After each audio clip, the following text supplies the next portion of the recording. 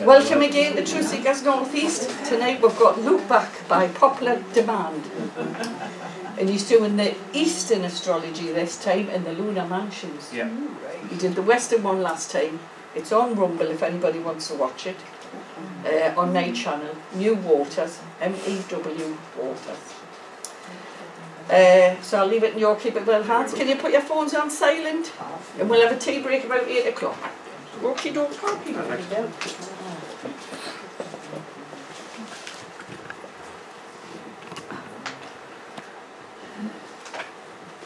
Fire. Is all want the lights out or are you happy like this? Oh yes, out you like. Do you want that one out? Yeah, we'll turn them off, yeah. Sure. As long as you don't fall asleep. Alright. Give you 5 minutes, I'll hear snoring in the back.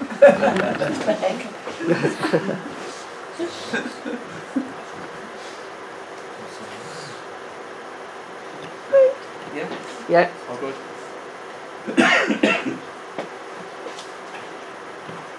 Okay, so I'm going to welcome you to my second lecture on Introduction to Astrology, Eastern Astrology and the Lunar Mansions. The first one covered the history of astrology, mainly the Western astrology and how we got to where we are now. This is some of the bits that we didn't cover, what's going on in the Eastern part of the world. Before I dive into it, I'm just going to point you to the image that's not so clear on the back. This is actually a lunar chart from the post-medieval Islam, and it goes through the lunar mansions, which we'll be discussing very shortly in detail. So the content that we're going to cover is what kind of astrology do we find in the East, what are the lunar mansions, what are the Indian nakshatras, and what are the Arabic manzils, how they compare to each other. Most of this will be a compare and contrast between the two, so we can get to a conclusion of what we're dealing with here from the East. Where's that camera? Dead. Oh, it's dead. Dead completely. I'll take some on my phone. Oh right, yeah, thank you, yeah. That'll do. Brought a Polaroid camera and the batteries in this guy, so we'll leave it be. Anyway, and yes, we're going to look at how they are used in astrology today. That'll be at the end. I'll go through examples and how we do a chart analysis. Types of Eastern astrology that we covered: Indian astrology, Jyotish, and Arabic astrology. I'm not going to pronounce this because I'll butcher it. So what makes it different to Western astrology? It's the zodiac, basically. Although you could say it's the same zodiac, but people would say it starts at different places, different times of the year. So I'm going to draw your attention to the Western zodiac, which is highlighted by the orange colour here, the tropical zodiac, and which begins with March the 21st, as most of us know, which is just here. But you'll see behind it, it's in the backdrop of Pisces, and in the backdrop of a astronomical size. This is just basically the size of the constellation in the sky, by the way. It's in Pisces as well. So March 21st in most of Eastern zodiacs is Pisces. So we're looking at a zodiac issue. I don't want to drown you in it too much. We covered a little bit in the last lecture, but basically it's the zodiac and where it starts in the sky is the main difference between the West and the East. This is just a terrible close-up image of where it's March the 21st, literally there as it moves into the first day of spring, and we've got it there in Pisces as well. And this just tells us that there was a 24.7 degree difference between the two zodiacs. These have all changed over the course of history, of course, and the difference, how can I put it? The best way I can say it is that it used to be, March 21st used to be at the first day of Aries 1,900 years ago.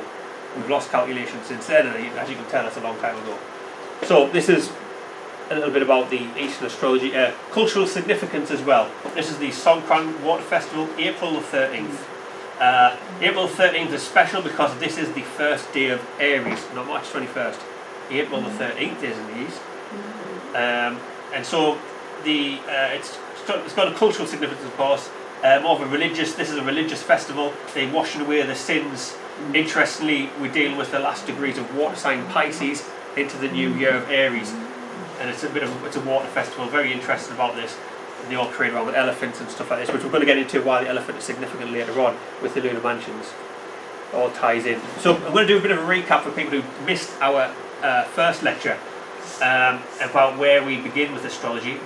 And I've said here that the origins begin in Babylon, and it's strictly observational only. So you've got people in their watchtowers 24/7, looking at the sky and making observations, writing them down. Because back then they didn't have any sort of chart you could just Google or look in a book and find, okay, so maybe the moon's going to rise this time, whatever. So it's all strictly observational. And there's 18 signs, starting with the Pleiades, not as we start the zodiac today with Aries. They eventually became cut down. It was in service to the king only, so no, the peasantry and everybody else couldn't use it. The king had his court astrologers. And I made a bit of a joke last time of I wonder how many astrologers, ended up dead with given the wrong predictions. Simply because it's strictly observational only.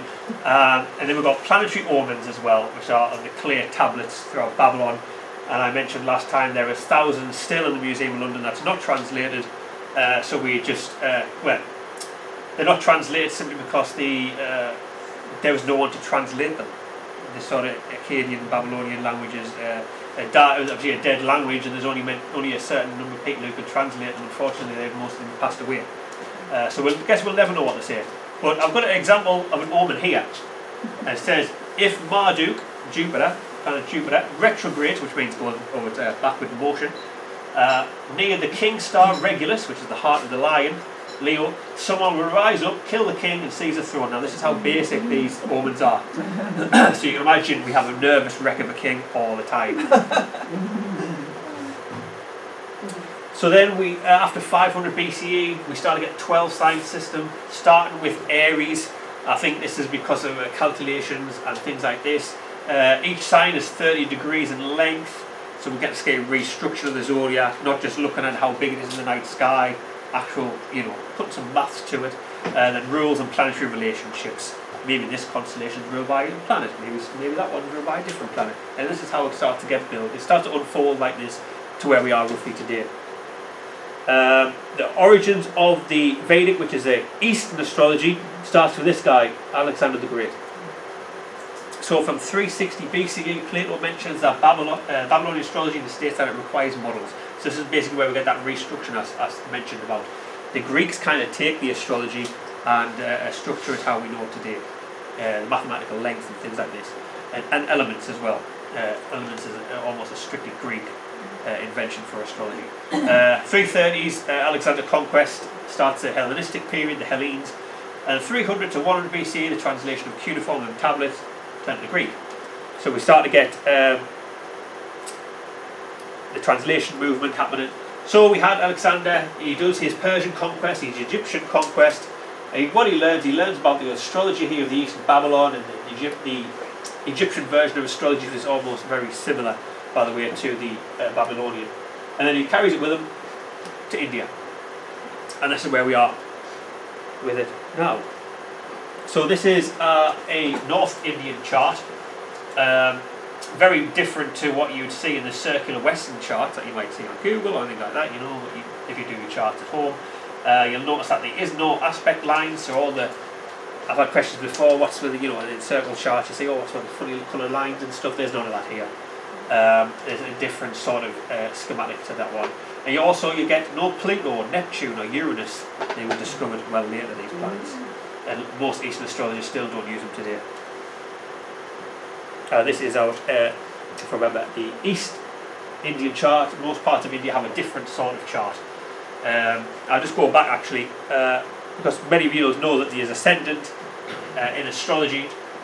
This is highlighted by the top segment, the top shape here, and then the rest of the houses go in anti-clockwise position.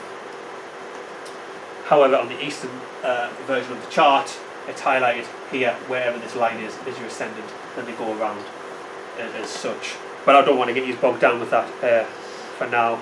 There's another version. This is a South Indian chart. Here, the ascendant.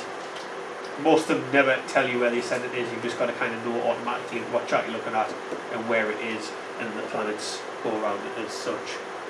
And that's how you go through that one. That's your typical Western chart. As I mentioned about the different colour lines here, obviously the Indian charts do not have them.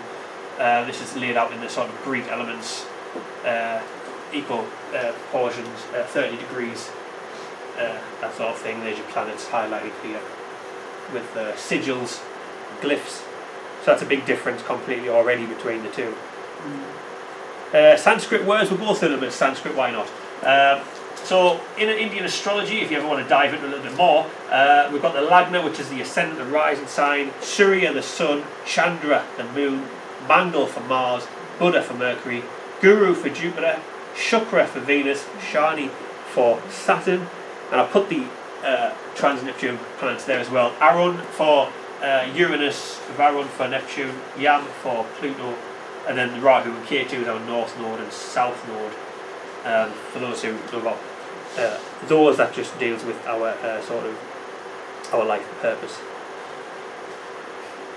For the signs, we've got Misa, means the ram, Vishaba, the bull, Mithwena, the twins, Karatka for the crab, Sima, the lion, Kanya means girl, and then Tula, balance, Vrishika for the scorpion, Danos means the boar for the Sagittarian, Makara, the sea monster, Kumbha, pitcher, carries jug of water, and Meena, fish. So, the issue with between the Western and the Eastern astrology is where does the zodiac start? In the Western astrology, we can say March 21st, our first day of Aries, and that's it. That's where it starts. When you look at the sky, you would not know where to begin the zodiac.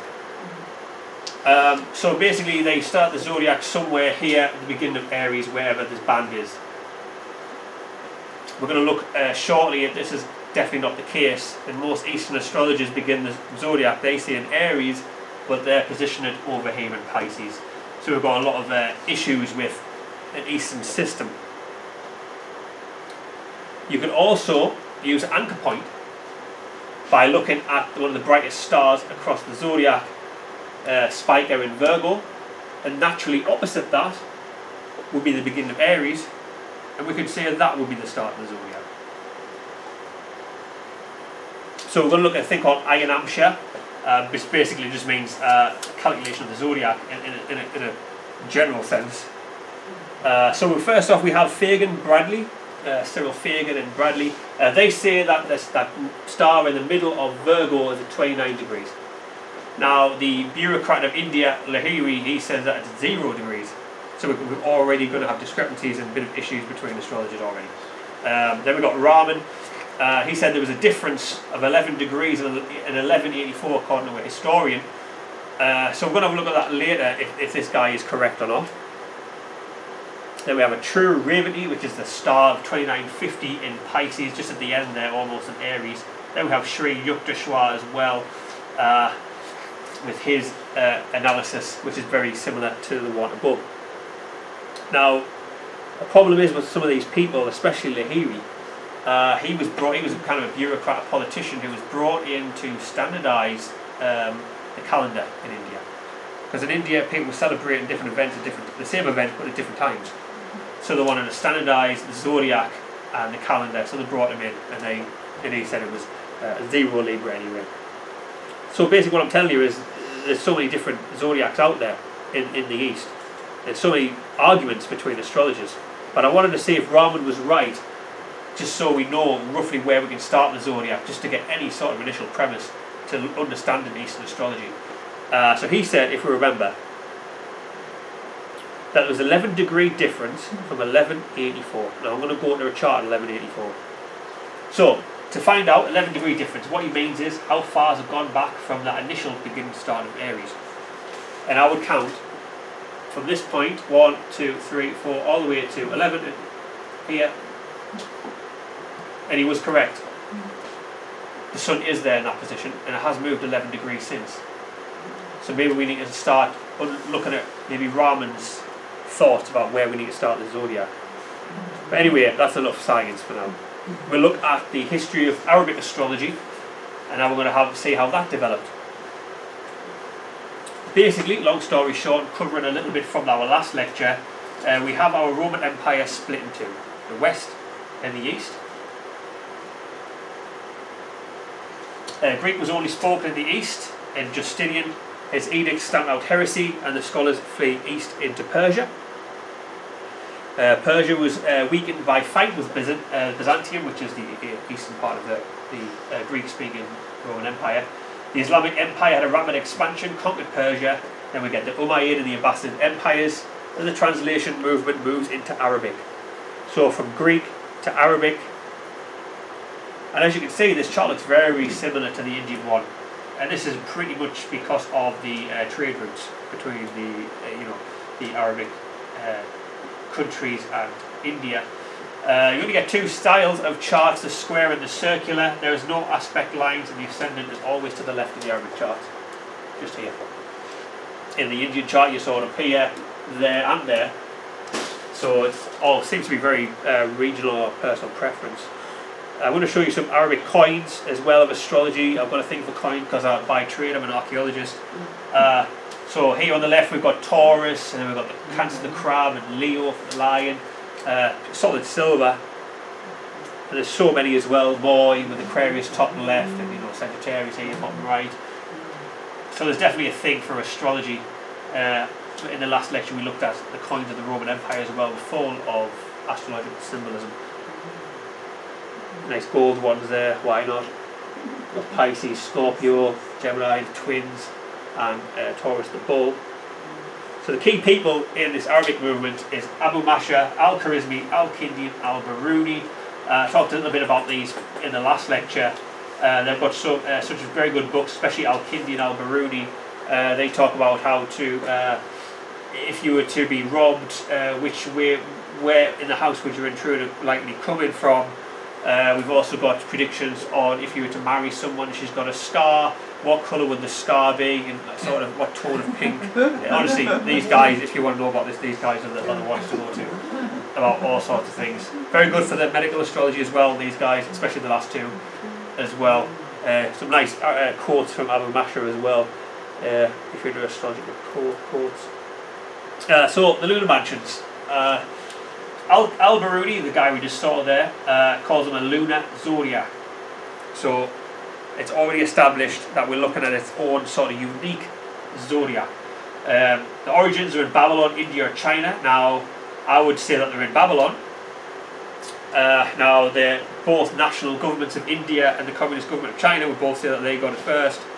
But it's definitely in Babylon, just like we saw as time went on with astrology. They just went a different route, I guess. It's used for timekeeping as well in lunar calendars. The mansions show the progress of the moon against the fixed stars. We're going to show you a little bit of that now. Before I do so though, the Picatrix, I'm just going to talk about key sources for looking about this, looking at the lunar mansions. The Arabic mansions comes from Mashallah, spelled that wrong, never mind. Picatrix. So this book is full of astrological information, lunar mansions, how to read charts, but it's also full of sort of what people call witchcraft and stuff like this. It's full of spells and divination and all this sort of stuff that you can do, because the Arabic golden age was filled with this sort of mysticism and occultism. It's quite deep, very deep, of how to use certain lunar mansions to your own will, and how certain jinn or spirits are attached to lunar mansions. Surya Siddhanta, this is the Indian version, talks about the lunar mansions, how we use them, but it's also good for a sort of primary source of modern science as well, about sort of how the earth goes around the sun and all this sort of stuff, depending on, of course, your belief system. All the other science aspects, gravity and things like this is in Surya Siddhanta as well. So they're your key texts anyway to look about lunar mansions. The Picatrix I would definitely say is up there in the top one anyway for the gritty stuff. So, I need a quick drink. Divisions of the signs. So the Arabic lunar mansions, for each mansion they are 12 and 51 degrees each. In comparison to the Indian one, 1320. This is a sort of wheel chart here. You've got on the outer side you have your constellation, your 12 signs of the zodiac. Then inside you've got these very small, either 1251 or 1320 of the lunar mansions. inside. So they act as their own zodiac, and this is probably because if you've got a moon in Aries, and your friend's got a moon in Aries, but you act very different, look very different, interested in different things. This is maybe because your moon's here, and your friend's moon's over there. Complete different energies, complete different ruling deities, complete different life focus, life paths, things like this. This is how unique it is. And it can be so unique that you may no longer need to use 12 signs of the zodiac alone. I know many astrologers use just the 28 or the 27 system of the lunar mansions, Indian or Arabic. I thought I'd put this up. This is actually interesting from 2016. Transcript recovered from Mali, Africa. You have a more of an older system. This is definitely a post-medieval text, and it talks about that you've got 12 signs of the zodiac and lunar mansions as well. That's very interesting that you're still trying to get in this sort of history still coming up from all that long time ago. I wish I knew what it said though. So the main difference. I probably should, yeah. So our key differences between the Indian nakshatras, Arabic manzils, is the Indian one consists of 27. The Arabic consists of 28, and it also corresponds to their 28 letters of the alphabet. I've just mentioned briefly how long they are, the difference. Individual planetary rulership. They have an energy, planetary energy, but doesn't necessarily rule it. So we're looking at different sort of theories of how they are impacted by the planets. In India, they're associated by mythological deities and the story behind them, whereas with the Arabic ones, we're looking at the association between demons and spirits. Demon, of course, just means daimon, which means sort of night entity or night spirit. Doesn't mean that they're what you say maybe in a sort of poltergeist movie or whatever, you know. It's just, you know. But there's a lot of good ones, and of course there's a lot of bad ones if you read the Picker tricks. In India, they have animal consorts, so we can use this for relationship compatibility. We don't have that in the Arabic system, unless it's lost over time. But their system, all their cardinal signs, Aries, Capricorn, Libra and Cancer, they start at 0 degrees always start. So they've got more of a structure. I just think over time maybe it's got lost for the Indians, and vice versa for other things such as marriage compatibility and stuff like this. So before I go into the mansions, these are some birth dates that I want to show you. This will be where your sun falls in the mansions. So if you want to keep a mental note of where your birth date is before we go into these, so then you'll know what we're talking about. Maybe it reflects you. I've got 2 slides of them, so if yours not on there, we'll get there, don't worry. So these are the sun sign, where the sun falls in the mansions. Just let me know when you're ready to move on to the next one. So I'm due on the 9th, so is that, what sign is that then? Due on the 9th is Mrigashira. What's that then in English? That is kind of no translation of direct English. Oh, You just have to break the word up then to get the meaning from it. But we're going to cover that soon. That's our 5th mansion to cover.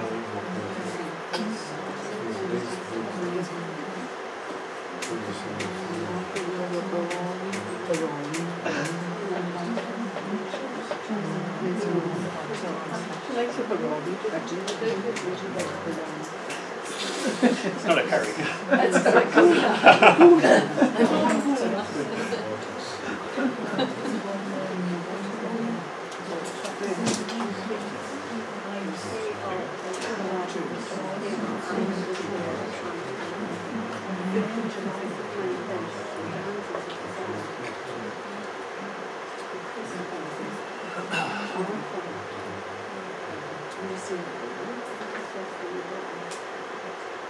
I'll look for the next one.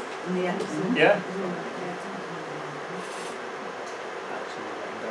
Next second. Right to the whole families. Some mansions down.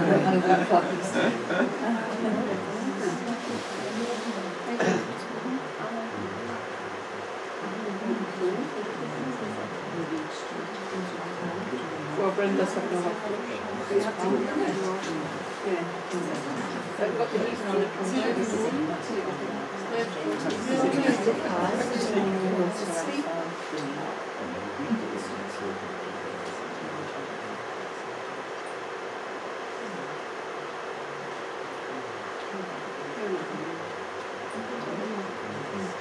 We all yeah. Yeah, gotta move to the next one. Pick your dates.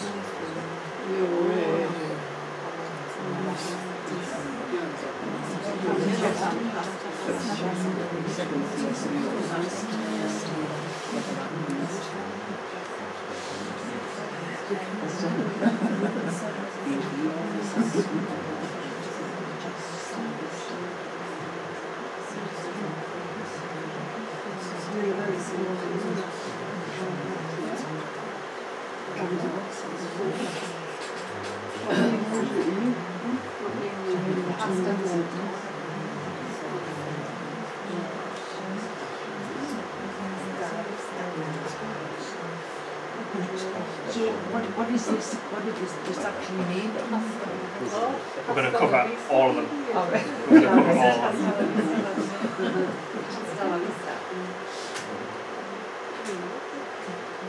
Because I know about astrology, I was born on the cusp of the 21st of January.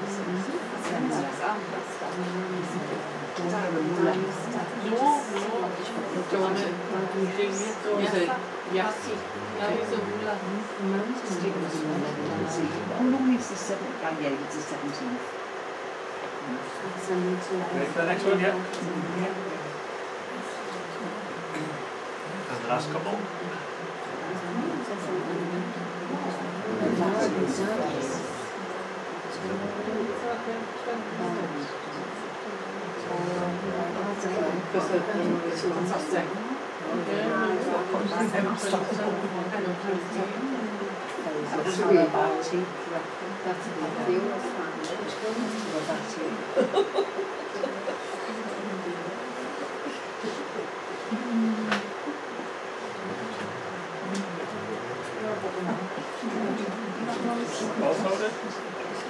Almost.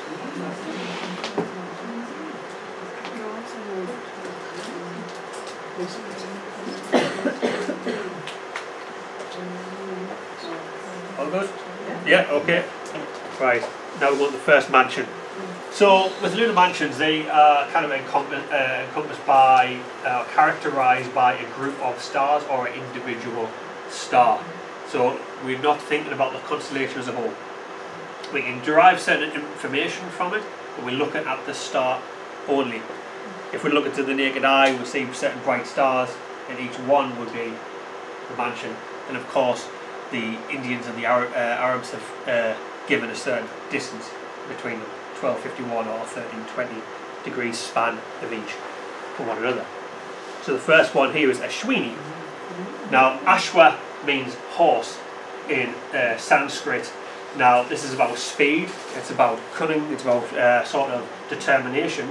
It is the exaltation point of the sun.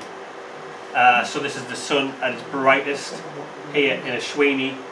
The deity is the Ashwini Kumars. Now, these are two brothers, the head of a horse, body of humans, and they were the healers and the physician to the gods. So even the gods got sick, and these two brothers were the ones to cure them. Now, there is two horse lunar mansions in the whole zodiac, so these are the two healing mansions. The star is Sharatan, which is the star we saw just previously there. Symbol, the horse's head, and of course the animal is the male horse. The compatible animal is the female horse. You would naturally say that's obvious, but it's interesting marriage and the compatibility. So this one's almost, what I've noticed about this one actually is people who's got the Mars there and the Moon there in this mansion tend to be into like Formula 1, NASCAR. Most race car drivers have this, something about speed. They have big thighs as well, like horses strong. Stuff like this. This is just speed. So the Moon and Mars here, this is it. Formula. Actually, the king of NASCAR, I can't remember his name, he had Moon, Mars, Mercury, all these other planets in Ashwini, and it just happened to be, you know, for healing as well. I actually, women with this tend to be into sort of like nursing and things like this. I also tend to find them into, not necessarily as a physician themselves, like a doctor themselves, but I also find them like a veterinary surgeon. Things like this as well. The Arabic equivalent though is quite different. We have a soldier here, we have a warrior here. It's the horns, the ram, the star, same star. The image though, they have the Picatrix here, there's a certain image attached to each one. It's a man with his hair wrapped, standing, holding a lance. It has an angel attributed to it as well. Genial is the angel, or spirit, or demon, whatever you want to call it. Planetary energies, Mars and Saturn. So we have a good work ethic here, very conflictive energies as well. So we get to see this very masculine, aggressive energy here according to the Arabs. Keywords, primal transmission, active energy. It's the birth of the sun, it's going to be fiery. So we have a lot of warfare here. Celebrity examples. The face shape is almost similar. I have stretched the images, which doesn't really help. So we have all three of them have their moon there. If you remember saying Doctor Strange, he was a physician, surgeon, healing. We have the Batman himself on the left, showing you that aggressive energy. Interestingly enough, all three of them played serial killers. Interesting. So this is what I'm going to do as we go through and give you some celebrity examples just to relate to sort of modern day. Female examples as well. Always into the sort of action star as India as she's becoming. And then we help, actually all three of them have a thing for camouflage jackets, warfare, military, something to do with this aggressive nature. I wouldn't say that they're all aggressive generally, but I know Amber Rose is definitely fiery with her opinions. Now we look at the tail of the ram here, Barony. Ruled by Venus, the deity is Yama, the god of death. We know what the star is, 41, Arcturus, and we have the symbol, the womb, and it's the male elephant. Now the womb, it's the symbol, the womb is the yoni, the vagina. It's all to do with the sort of death, rebirth sort of cycle we go through. It's interesting that the second mansion in India is the god of death. Traditionally, a long time ago, when the Pleiades was the first mansion, the first sign of the zodiac as well, this would have been the last sign of the zodiac. So it only makes sense that the god of death would be the last mansion. But traditionally, and especially in modern times, we treat this as the second, looking at Aries being the first sign of the zodiac. So we've got the womb. It also shows issues with childbirth. I always see midwives going into this sort of professions. It's interesting that the symbol's the womb as well. It's all to do with the spiritual void, the spiritual energy that comes from this. I always find tarot card readers and things like this always come from something with barony as well. Anything to do with the psychic and spirituality comes from this as well. God of death. Male elephant as well. Elephants, sacred animals in India. Interestingly enough, they say that in some of the Indian sources that, especially going back to the 60s I should say, that most traffic jams are caused by people with barony, people who've got moon and barony, simply because they drive so slow. And in India, elephants are the main cause of traffic jams at the time. And people with moon and barony, sun and barony, Mars and barony, they like to do their own things at their own time, in their own pace. Al Bhutan, the second mansion, or the Arabic equivalent, belly of the ram, as the star. We've got image, king sat on his throne holding the scepter. So the first one, we had this fiery combatant holding the spear. Now he's had a war, he's reaping his rewards. So this is sort of middle part of Aries, is about enjoying the rewards. So we have our angel here, an ideal. Planetary energies, Mercury and Saturn, so that's very good for accumulation of wealth, these two planetary energies. Keywords, sovereign power, reconciliation, universal soul. Interesting, the universal soul is very similar to that womb that we saw just there in that Indian equivalent in barony. Here are celebrity examples as well. We have two singers, the left and to the right. All three of them got the moon there.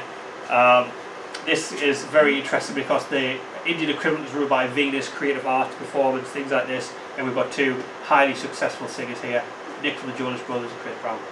Henry Golden is actually a rising star, which is all about, he was in a film, what was it, Snake Eyes, maybe it's about a ninja or something like that. It's about, that story was kind of a life or rebirth from crime, a life of crime and things like that. It was interesting.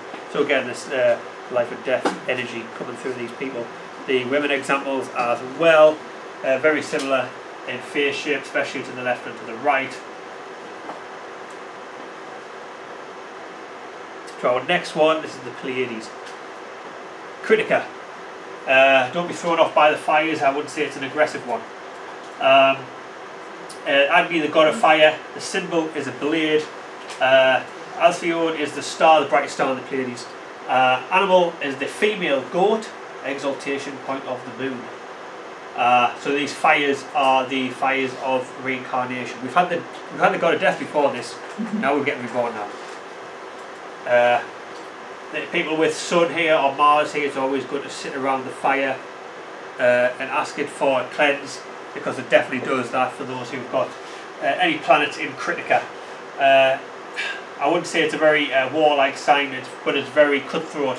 We've got the symbol of a blade here. I've noticed a lot of newspaper editors with this, because they just know what to cut out of things.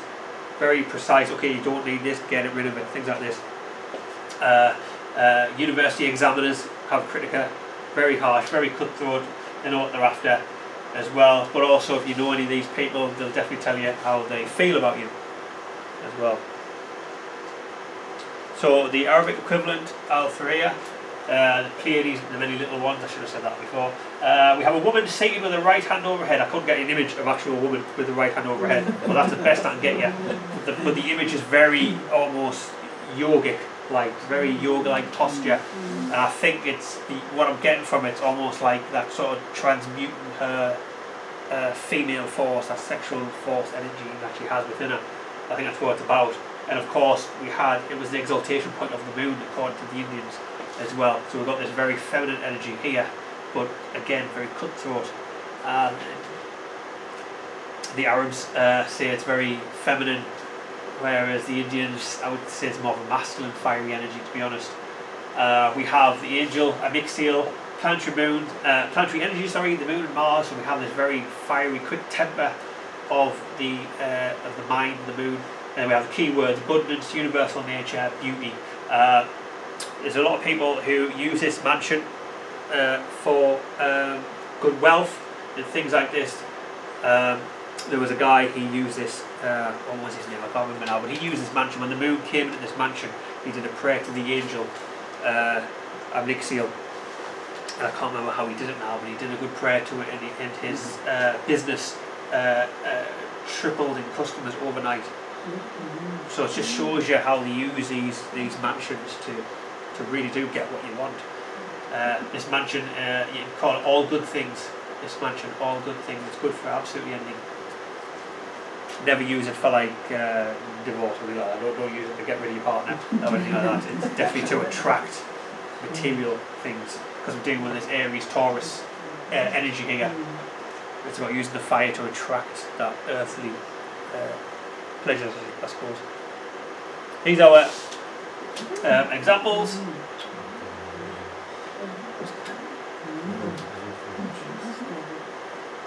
Very similar in nature. We have Chris Pratt as well, who's coming kind of up and coming for his action roles these days, but very cutthroat on his opinions.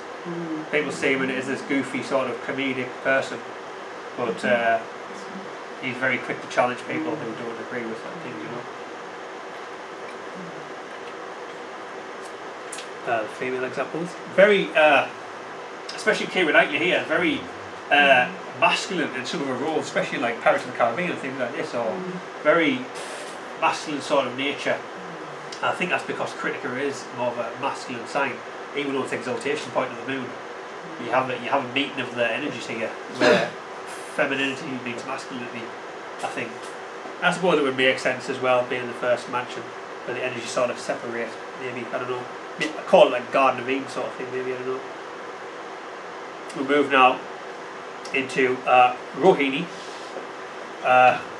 This is Aldebaran, the brightest star in Taurus, ruled by the moon, not the exaltation point of the moon for some reason, but it's ruled by the moon, so we definitely get more feminine energy now in this one. Ruled by Brahma, the divine creator of the universe in the sort of Indian mythology. I've said Aldebaran, male cobra as well, this animal, although you're looking at the ox here, but that's the symbol of the ox cart. It just shows you the determination and the drive that these people have to really succeed. The animal, the male cobra, however, is about transmuting sexual energy. The cobra is very similar, or symbolic of that sort of thing, that sort of sexual energy. So yes, Rohini, very feminine as well, very driven. The Aldebaran, however, shows something completely different, quite masculine, to be honest. We have the image of an armed man riding at war with his war horse holding a snake. Again, we have a snake, something to do with a snake. The Arab said snake, the Indians said it's about a snake as well. So he's holding obviously he's not holding a snake in my image, this is a terrible image, don't go off it. But the image according to the Picatrix is a man on the horse holding the snake. Now to me, this is about conquering your sort of pleasures, your lower self, if this makes sense. Conquering your toxicity or your mind or whatever, that sort of thing. It's about taking charge and being sort of responsible for your actions, that sort of thing. So maybe you could say it's quite sort of like maybe a religious premise coming through these Arabic mansions through Islam, you know.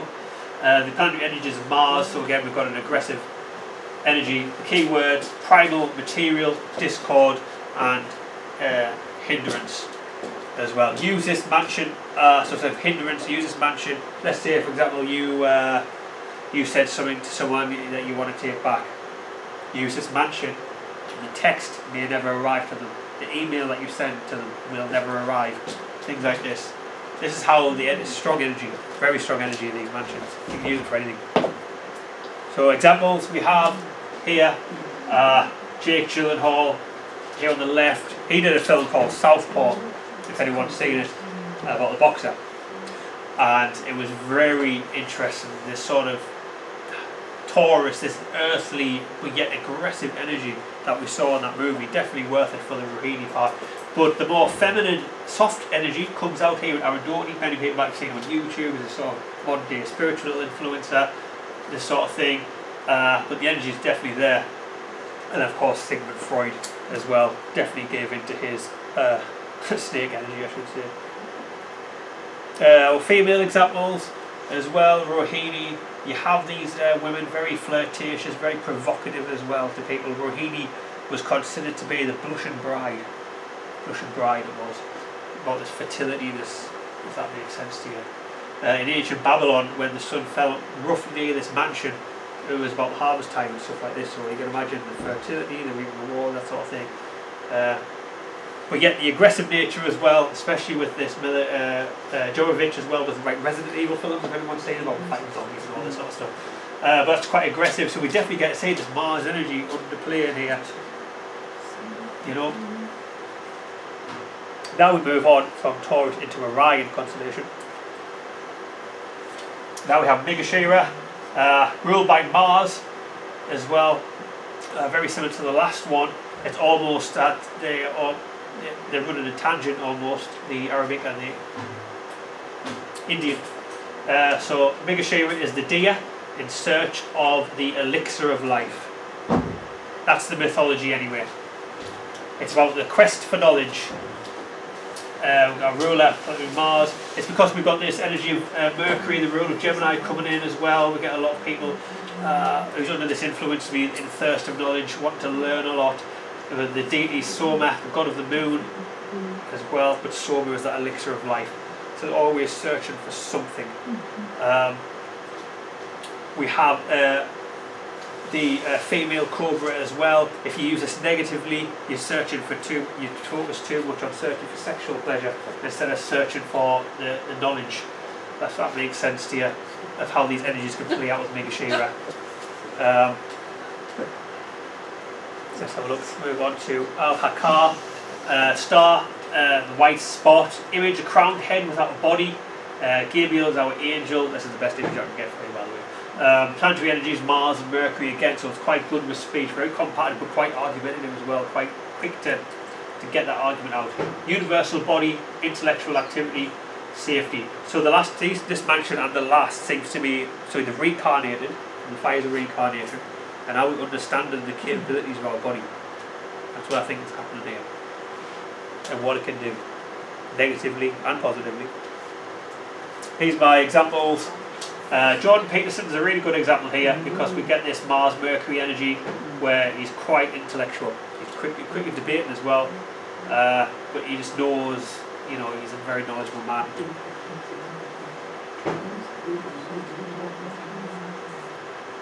And I should say that in these sort of, with the mansions as well, especially in the Indian ones, that you always get, I should have said this bit at the beginning, that each mansion, I should say, obviously is ruled by a planet, but each planet rules 3 of the mansions. So you kind of see it as a life path. Like say this one's ruled by Mars, this is the first mansion ruled by Mars, so this is when Mars is young, the next mansion will be when Mars is mature, then the last one is when Mars is kind of got the knowledge that you need to get. Where he's not as energetic, he's not as combative, if that makes sense. So this is the first one, of course, these ladies, known for their looks, charm, things like this, very snake energy as well. Now we move on to the rest of Orion here with Betelgeuse, Ardra. This is they've got a nice picture of a storm, a thundery storm happening here. And this is exactly what's happening. So we've got the ruler of Rahu, this is the north node of the moon. The first one ruled by Rahu, ruled by Rudra, the storm god. The symbol teardrop or a diamond. So now we can kind of get a glimpse of what's happening here now. So we've basically been reincarnated, we understand what our body's capable of, and now it's definitely capable of destruction. We basically, if I can put it simply, Adam and Eve comes out of the garden, and then we've got the 2 sons of Adam and Eve, we've got Cain and Abel, Cain's killed Abel, that sort of thing. We've got a very negative part going on here now. Teardrop or a diamond, female dog. Yet it's a very chaotic sign, but the dog animal, the energy of the dog is, you know, loyal to a T. These people will not betray their friends, anything like this. Always loyal to the end, basically. So we had the deer just recently there, searching in the forest for the elixir of life. Ardra or Orion is the hunter. He comes and he kills this deer. So now humanity is more aware of what they're capable of doing and the danger that they can possess within them. Now, the Arabic equivalent is very different. It's not chaotic at all. It's the best for bonding, attraction, friendship, and love. The 2 is completely so far from each other. The star Al-Hila, which is the bottom of Castor, in the Gemini constellation, and it means the little mark. Now, I read a book a long time ago where they said that maybe the little mark on the feet has got to do, well, basically, if people's got the moon or the sun here, do they have a little, maybe a birthmark on the foot, on the left foot? I've never found this to be the case at all. So I don't know where he's got this from. And he's a famous astrologer as well. I can't remember his name. He wrote a book about lunar mansions that was probably one of the worst things I've read. But basically, the image is a couple embracing. Now, this is the most PG image I can get you.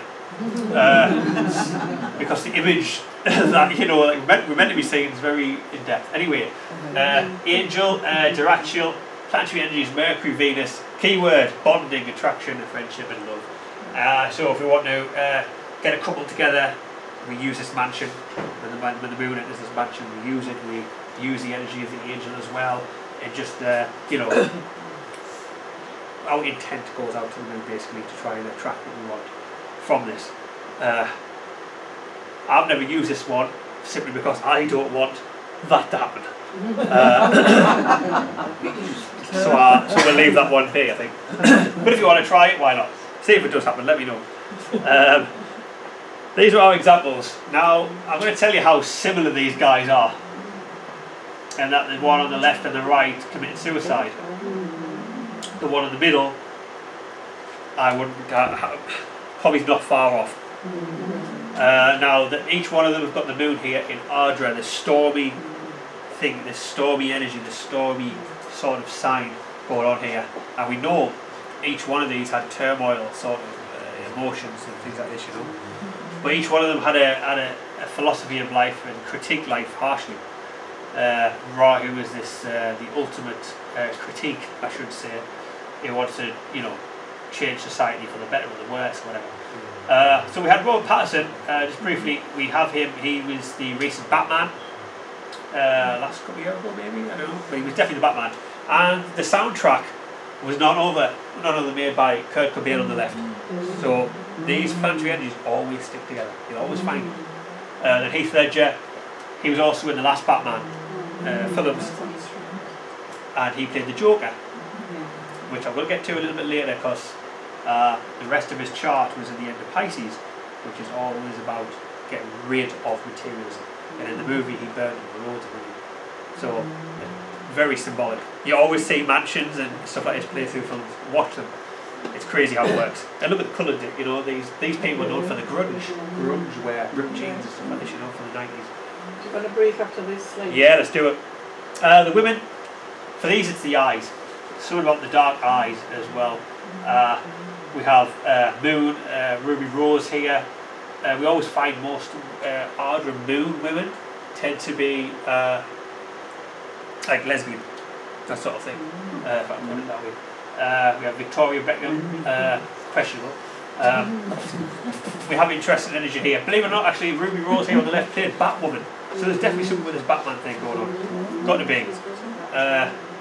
And you know, the two on the left, the person on the left and the right here, critique society a lot in their sort of movies as well. So again, this energy playing out. Now I don't know if you want to call for a break, and I'll leave it right here. I'll leave it there, nice and bright. Did you enjoy that?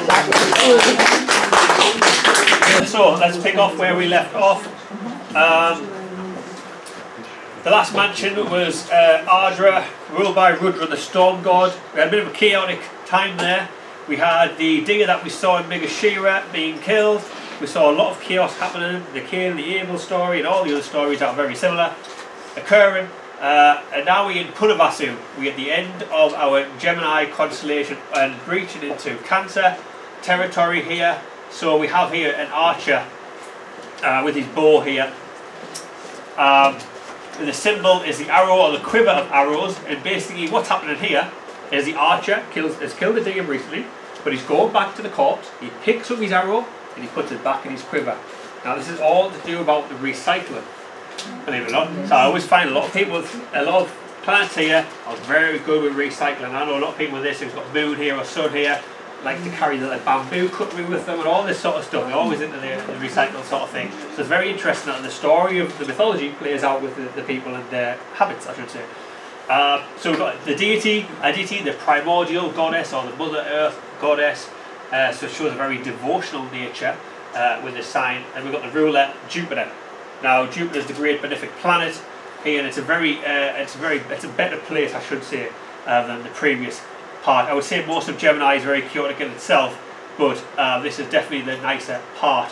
We've got the star, Castor, the brother of Pollux here, and the animal is female cat. Now cats are very fickle, they can read energies quite well. These people tend to be very quick to judge. They just know who to be around, who not to be around. Very similar, cat knows who it likes and who it doesn't. And it means also very carefully when they select a partner as well. Because cats are very fickle in that way, and the people of Punavasu natives are almost like that as well. Aldira, the Arabic equivalent, is a man in robes with his hands extended to heaven in a manner of prayer. This is the best image I can get for you for this one. Angel Sheliel, planetary energies, Mercury.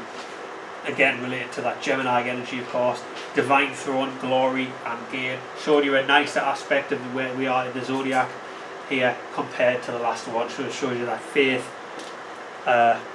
sort of thing going on. These are our male examples here. Completely different to the sort of dangerous energy we saw before. Harrison Ford as well. He's got that quick wit Gemini energy, but with a nice charming energy as well. You know, nothing that we saw with maybe Robert Pattinson from the last Mansion, I should say, as well. Our female examples as well.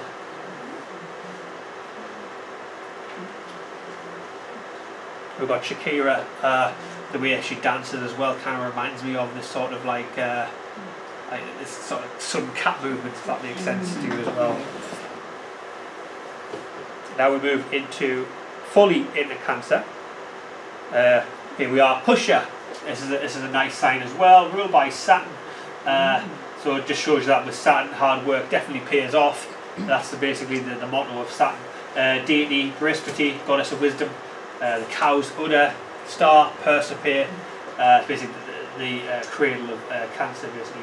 The animal is a male goat and the exaltation point of Jupiter. So Jupiter is very happy when he enters this sign. Cow's udder, it's all about nourishment as well. Very good relationship with the mother if you've got a benefic planet here as well. If you don't, of course, it shows a negative sort of relationship with your mother as well. Very good business minded as well. Very career driven, that sort of thing. Al-Nathra, on the other hand, shows is resembled as an empty crib image, an eagle with the head of a man. This is the best I can get you, sort of the Egyptian sort of statue. Amnedial is our angel. Planetary energies, Mars and Moon. And the key words, the pedestal, victorious, support and conquest. So we have, again, a very determined sort of sign here that likes to get things done with the Cancer energy. So basically, good backing family, good supporting family will get you out there working hard. These are examples, very similar in face shape, the one in the middle and on the right as well. Our female examples.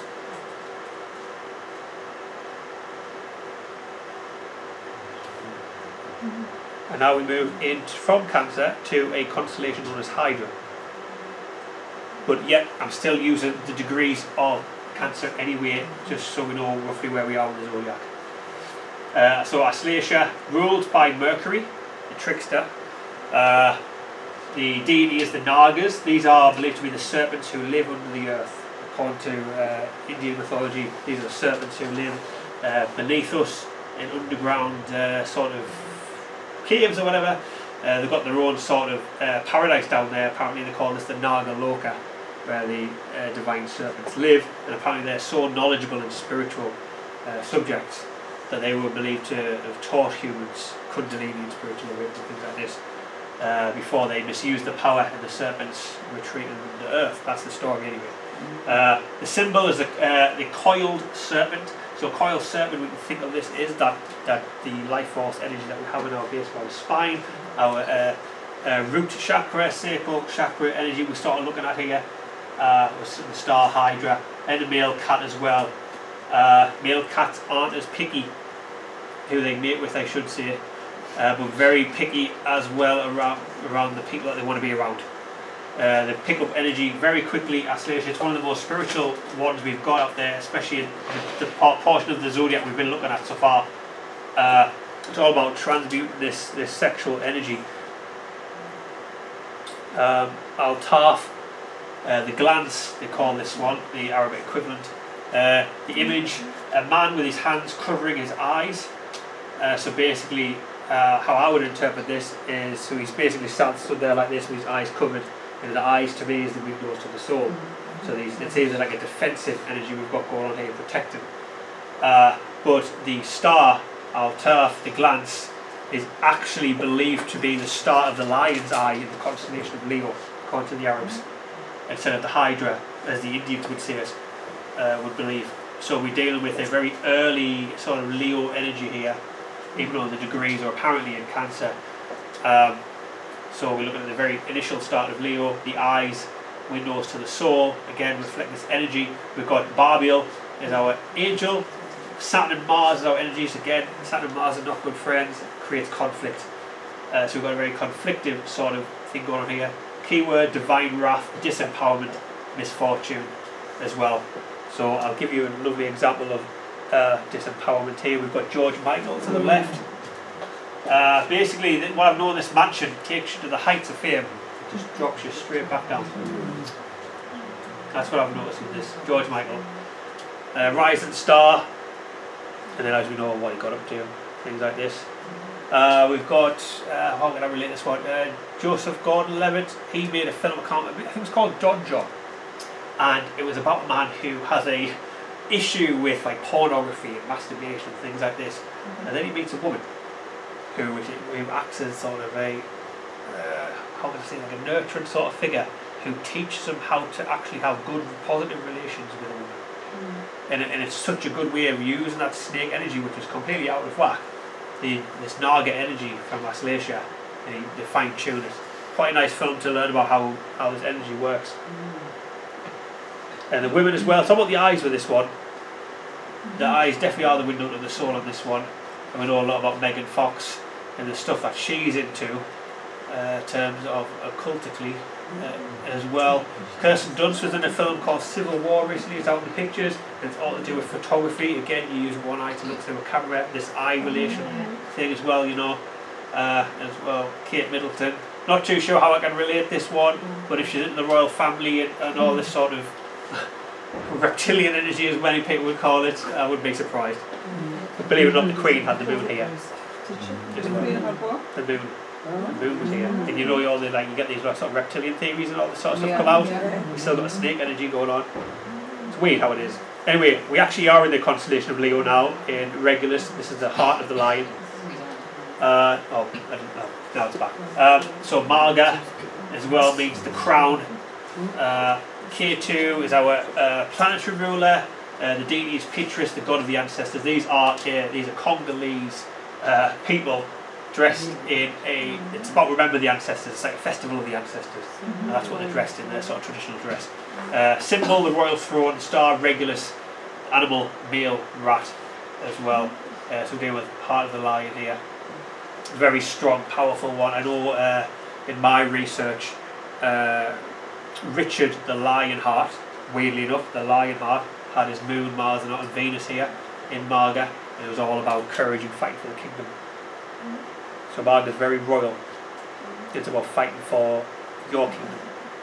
Al-Jaba, the lion's heart, head of the great roaring lion, the angel, Ardisiel. Planetary energies, Mars, Jupiter, so again it shows that through action you can achieve sort of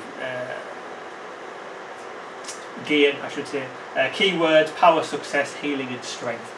So it's pure Leonian energy here. These are our examples. Oh God! We've got so the key thing about these guys is the hair. The mane, the lion's mane, the hair. They've always got a thing with hair. So I don't know if you've seen Full House, I believe it was, from the 90s, early 80s, the show, the sitcom. John Stamos here, he always cared about his hair and doing his hair before he goes out. And then Donald Trump, he's always got a thing about going on stage and giving it a little whack. Kapil Raj, he's a astrologer, Indian astrologer, and on his videos he always cares about his hair as well, in his early videos anyway. It's all about the hair, it's all about the hair anyway. Women, however, there's a theme going on here.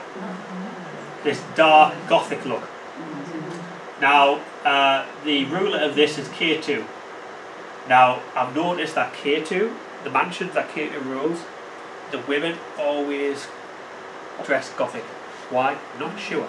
But it's interesting, this one, Marga, the ancestors, this sort of very deep energy going on here, that they always dress gothic. I think I expected Madonna in that. Maybe Madonna has got something there, I can't remember her chart.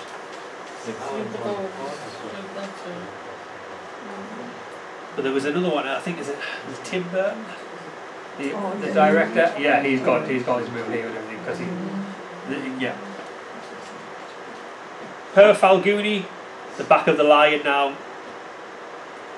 So, sorry about the nudity, but so the Perva Falguni, I know it's a hard word to say. Perva literally just means before. The before of something. Falguni is phallus, so it's before the act or before the sexual love, that sort of thing. So this is, because obviously in tradition, there's no sex before marriage, things like this. So this is the sort of marriage event. We've got this ruler here, Venus, the deity of love and affection, things like this. Then we've got the mythological deity Barga, the god of wealth, which is very similar to Dionysus or Bacchus from the Greek and Roman myths, which is about the vineyards and the harvest and things like this. This is Dionysus here on the left, actually, which is very the equivalent of Barga anyway. Symbol, front legs of the bed. This is the normal bed, I should say, the bed that you would generally have intercourse in, I would generally say. Star, Alpha Leonis, and then we have the female rat. Rats, just like Marga, was the male rat, this is the female rat. Hypersexuality, things like this, always, Leo is very typical for this sort of behaviour. I've also noticed, because Barga or Bacchus was the god of wine as well, I can say, I remember that, look at him, he's got like the moon here, and with Venus close to the moon, have a thing with alcoholism and things like this, overconsumption of the wine, interesting that the god of it's there as well. But it's generally a nice part of Leo anyway. It's a very creative part of Leo. However, the Arabs have a different one. Zosma image, a man riding a lion, holding a lance in his right hand, holding the ear of the lion with his left. Now, he's holding the ear of a lion while he's charging into battle or whatever. But to me, like we had before about holding the snake while he's on his warhorse, to me this is taming animal instincts of yourself. If that makes sense. The inner instincts, or the primal urges that we have. So I guess to me, again, we might be looking at a religious sort of, view on the mansions, maybe, about how a man, because of course Islam is, male-centric, maybe it's about how to be a better man and that sort of stuff, really, how we use the mansions. Angel, Nisiel, planetary energies, Saturn, Venus, very good combination for accumulation of wealth.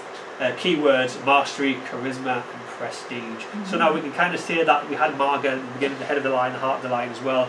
It was about that conquest with Richard the Lionheart. He's came back to his from battling the France and Holy Land with his treasure. If that story fits, he's come back with the riches. Interestingly, all fire signs, Aries, Leo and Sagittarius always have this theme: go to war, bring the riches back, other conflicts.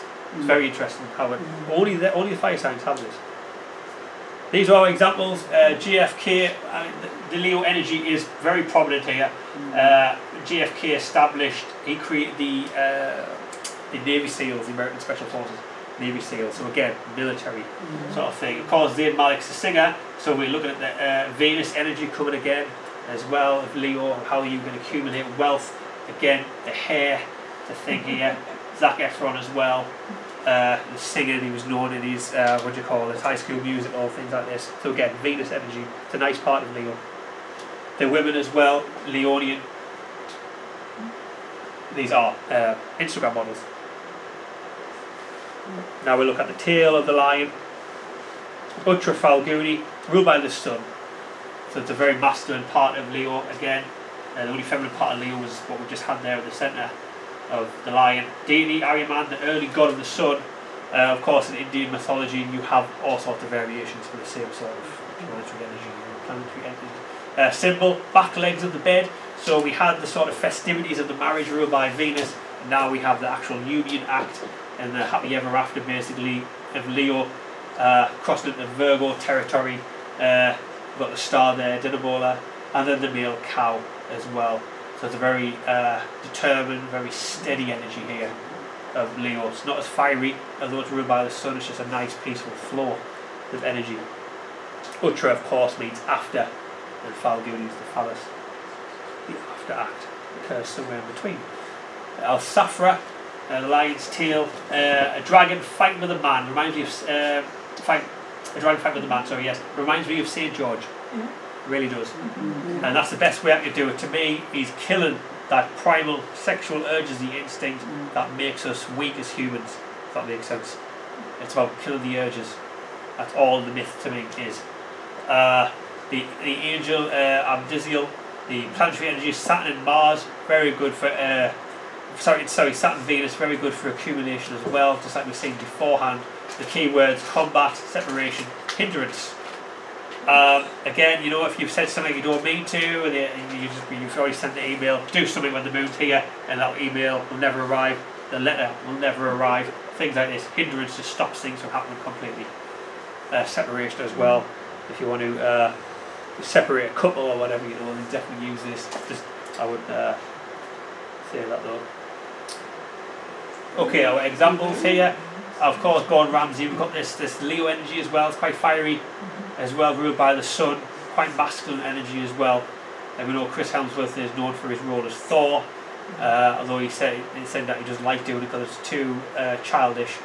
Stuff like this. He'd rather have a very, you know, more aggressive role in films, which he did with the Extraction films. That's on what's it, on Netflix, I believe. Oh, it's really good. Yeah, honestly, really good. Yeah, it just shows you that energy, that sun energy, and determination as well. Female energies, female example. Sorry, again, looking at this Leo, very Leo, pretty sort of small face, very similar face shape here, as you can see with the jawline and things like this. That we see with most of our examples. The girl in the middle, Madeline Klein, she was in Outer Banks series on Netflix. Does anyone say that? She had a very Leo sort of role in that one as well.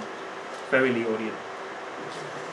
Now we in the part of first part of Virgo, Hasta. Sorry, I should say the centre part of Virgo. Hasta. Hasta means the hand, basically. It is Madame Blavatsky. It is, yes, the occultist. Very good palm reader as well, Madame Blavatsky. Now, Hasta's all to do with the hand. Now, it's either boxing, crafts, palmistry, anything to do with that. Also, pickpockets as well. Very good with hands. So, to do with hands, very good. Ruled by the moon. Most people who've got the moon here have a round face. People say, oh, you've got like a face of a moon or whatever. They literally will. Deity, Saboteur, the god of protection. Symbol, hand or a fist. Corvus, the bird constellation, even though we are dealing with Virgo here. And the animal, female, buffalo. The hair tends to be curly, sort of thing, like a buffalo hair. The hair is always tends to be curly, you know, like a buffalo. So again, yes, we're dealing with the hand. Al-Awa, sorry, this is even more intimate than the other image we had before. The Virgin's breasts and wings is our star. The image, a man desiring to have sexual intercourse with a woman. Interestingly, the sort of sexual union things of the Arabic mansions only occur within Gemini and Virgo, the signs that are ruled by Mercury. Mercury is that sort of planetary of like flirtation and desire as well, we'd say. So our angel, Jezreel, planetary energies, Mercury and Mars. So again, heat and arousal sort of energy we got going on there. Keywords: erotic bond, union, vital energy as well. Let's go to our examples, see what I can get more from this.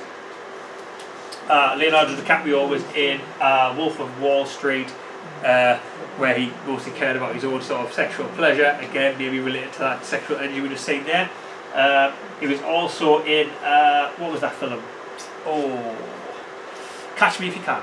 Oh, yeah. Now, sort of imitators, impersonators, sorry, con men and tricksters always come from Hasta. Always. A theme that I've recently just found is, if anyone's seen Talent Mr. Ripley, and there's a new series on Netflix called Ripley. The main actor who always plays Tom Ripley, Hasta. Always Hasta. I've seen it as 3 films that are made about this character always have Hasta. So just weird how this plays in as well. And then we've got Hasta Moon here, Harry Styles as well, and obviously Russ here on the right. It's about the hair, the curly hair, Russ there. Then here we got, interestingly, we had Anne Hathaway. She was in one of the Batman films, playing Catwoman. Now she was a very good trickster and thief. The hand, the Hasta, the hand as well. I can't say much about the other ones because I generally don't know, but the face shapes definitely tell me something. Now we add the Spica, the brightest star in the constellation of Virgo, midway to the zodiac, according to our Iron Hampshire astrologist at the beginning that we talked about. Chitra, ruled by Mars. We have this tiger here. This is our female tiger animal. Tavashtar, the supreme architect, or the grand architect, as the Freemasons may call him. Symbol, pearl, the jewel, or spica, and it's the Venus debilitation point. Venus is completely weak when she comes into this sign, this mansion, and this shows me that the people who have prominent Chitra have always issues in relationships, which we definitely know from the natives, which we'll look at very shortly. So again, ruled by a female tiger. Just a bit about how you can use these animals as well. Like a female tiger, or a tiger in general, tends to get up at like 4 AM to eat, to go and hunt for the prey. Now, I know a lot of people who have something to do with getting up after a sleep, having a snack, then go back to sleep again. Chitra. It's just weird how the animals actually play in as well. Alphimac, of a dog holding its tail in its mouth. Genial, if I can say that right, is our angel. Planetary energies, Mercury and Mars again, so it's quite good at articulating words, that sort of thing. Keyword, separation, dissolution. Again, because we're looking at the debilitation point of Venus, it's very good for the separation of couples, that sort of thing. I say that loosely, very good for breaking up couples. if you've got ill intent and you tend to break up someone who's not good for each other, whatever, you generally get a hair of a dog, hair of a cat, put them together, when we wait till the moon or Venus is here, then done. There's your ritual. I've read a lot of books, you say. So that's our key words anyway about Alphimac. And of course the grain, the harvest, because Spica is the grain of wheat that the Virgin holds in the constellation. Here's our examples. Jude Law, we saw him in what was that film? Oh, Alfie. That was it. Alfie. Yeah. The original was done by what was his name? Yes. So he done the sort of the remake, and the Chitra energy, the flirtatious energy of Mars and this Venus energy mix definitely comes out here. With just getting his own way sort of thing. It's very Libra sort of energy we're dealing with, really is. Then we have Dylan Spruce as well, very similar sort of flirtatious energy as well. If anyone say, actually go back to Ripley, he was in Mr. Ripley as well, talented Mr. Ripley, Jude Law, and he was the guy that kind of everyone loved. He had the life of luxury, that sort of thing as well. Dylan Spruce, he was in a film, what was it called? Grady or something like that, I can't remember what it was called. But he charmed his way into a school. He moved to a new school, charmed his way with everybody, got what he wanted. But he became obsessed about, he was keep getting the grade that he didn't want, basically in one of his exams. And he became obsessed with destroying the reputation of his teacher, just to make sure he gets that grade, and it went quite lethal.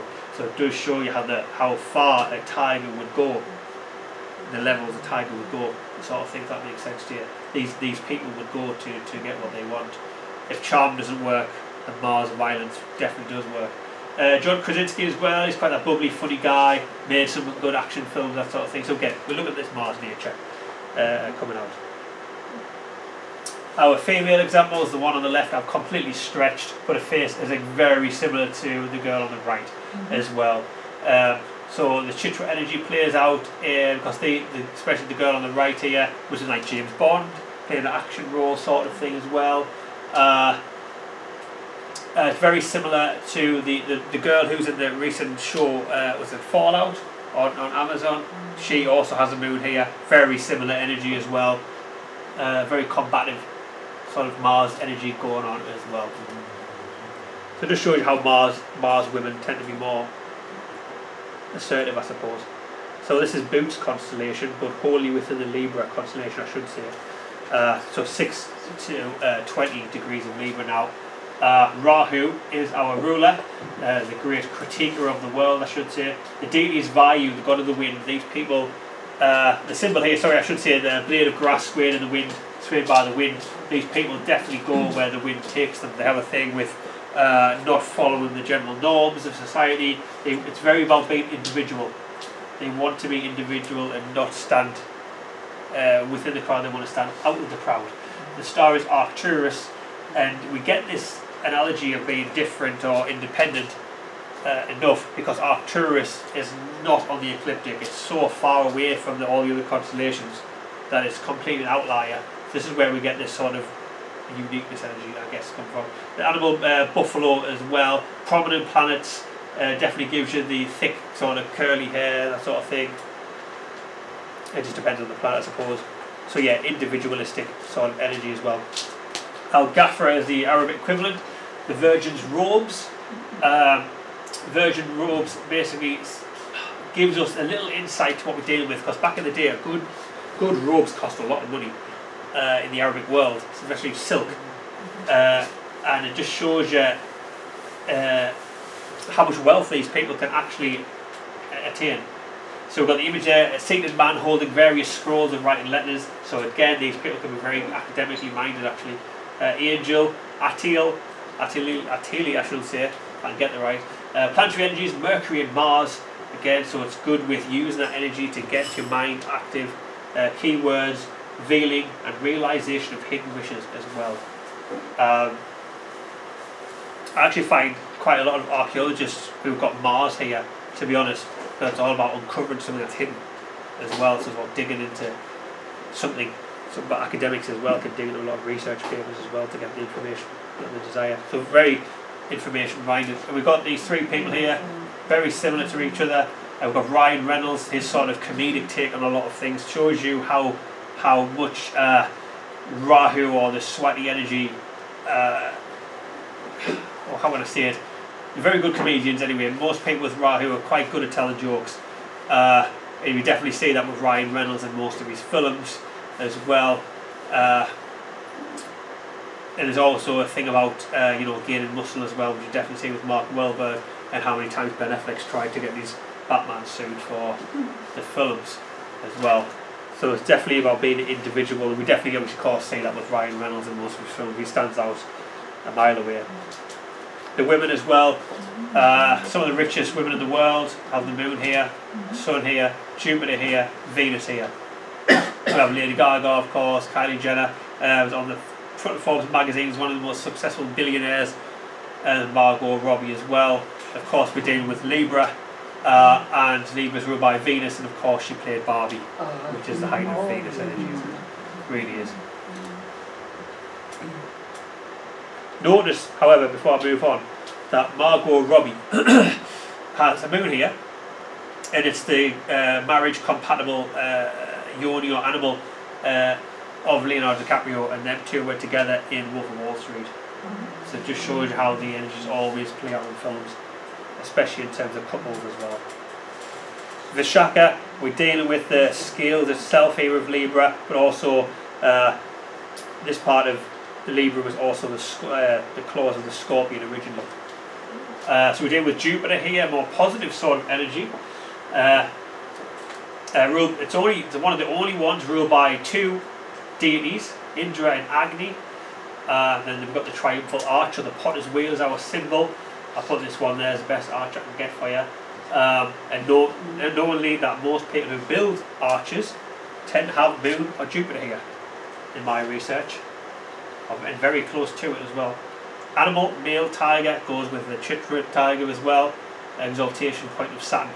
I find most people who have very successful businesses have something here. I did a case study a long time ago about the founder of McDonald's. Oh my goodness, I can't remember his name. But it's called The Founder on Netflix. Yeah, if you remember it. And he had most of his planets in this part. So it's about accumulation of wealth.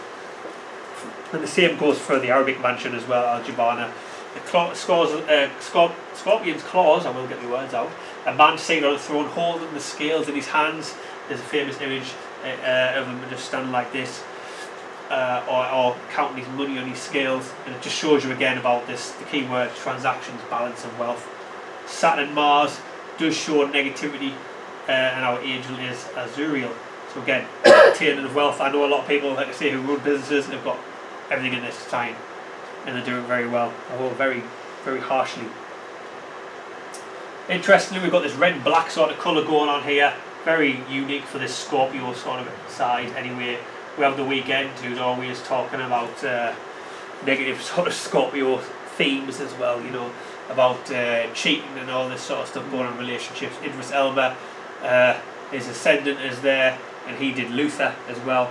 which is about detective work, and of course Scorpio was very good for research and investigation. Then we've got Adam Levine as well. Interestingly, he did a music video. I can't remember what it's called now. Maybe it's Wait. I can't remember, something like that. And basically, he was responsible for maybe his girlfriend's death in the music video. And I remember him. He grabs a scorpion, places it on her, and he stings it and brings it back to life.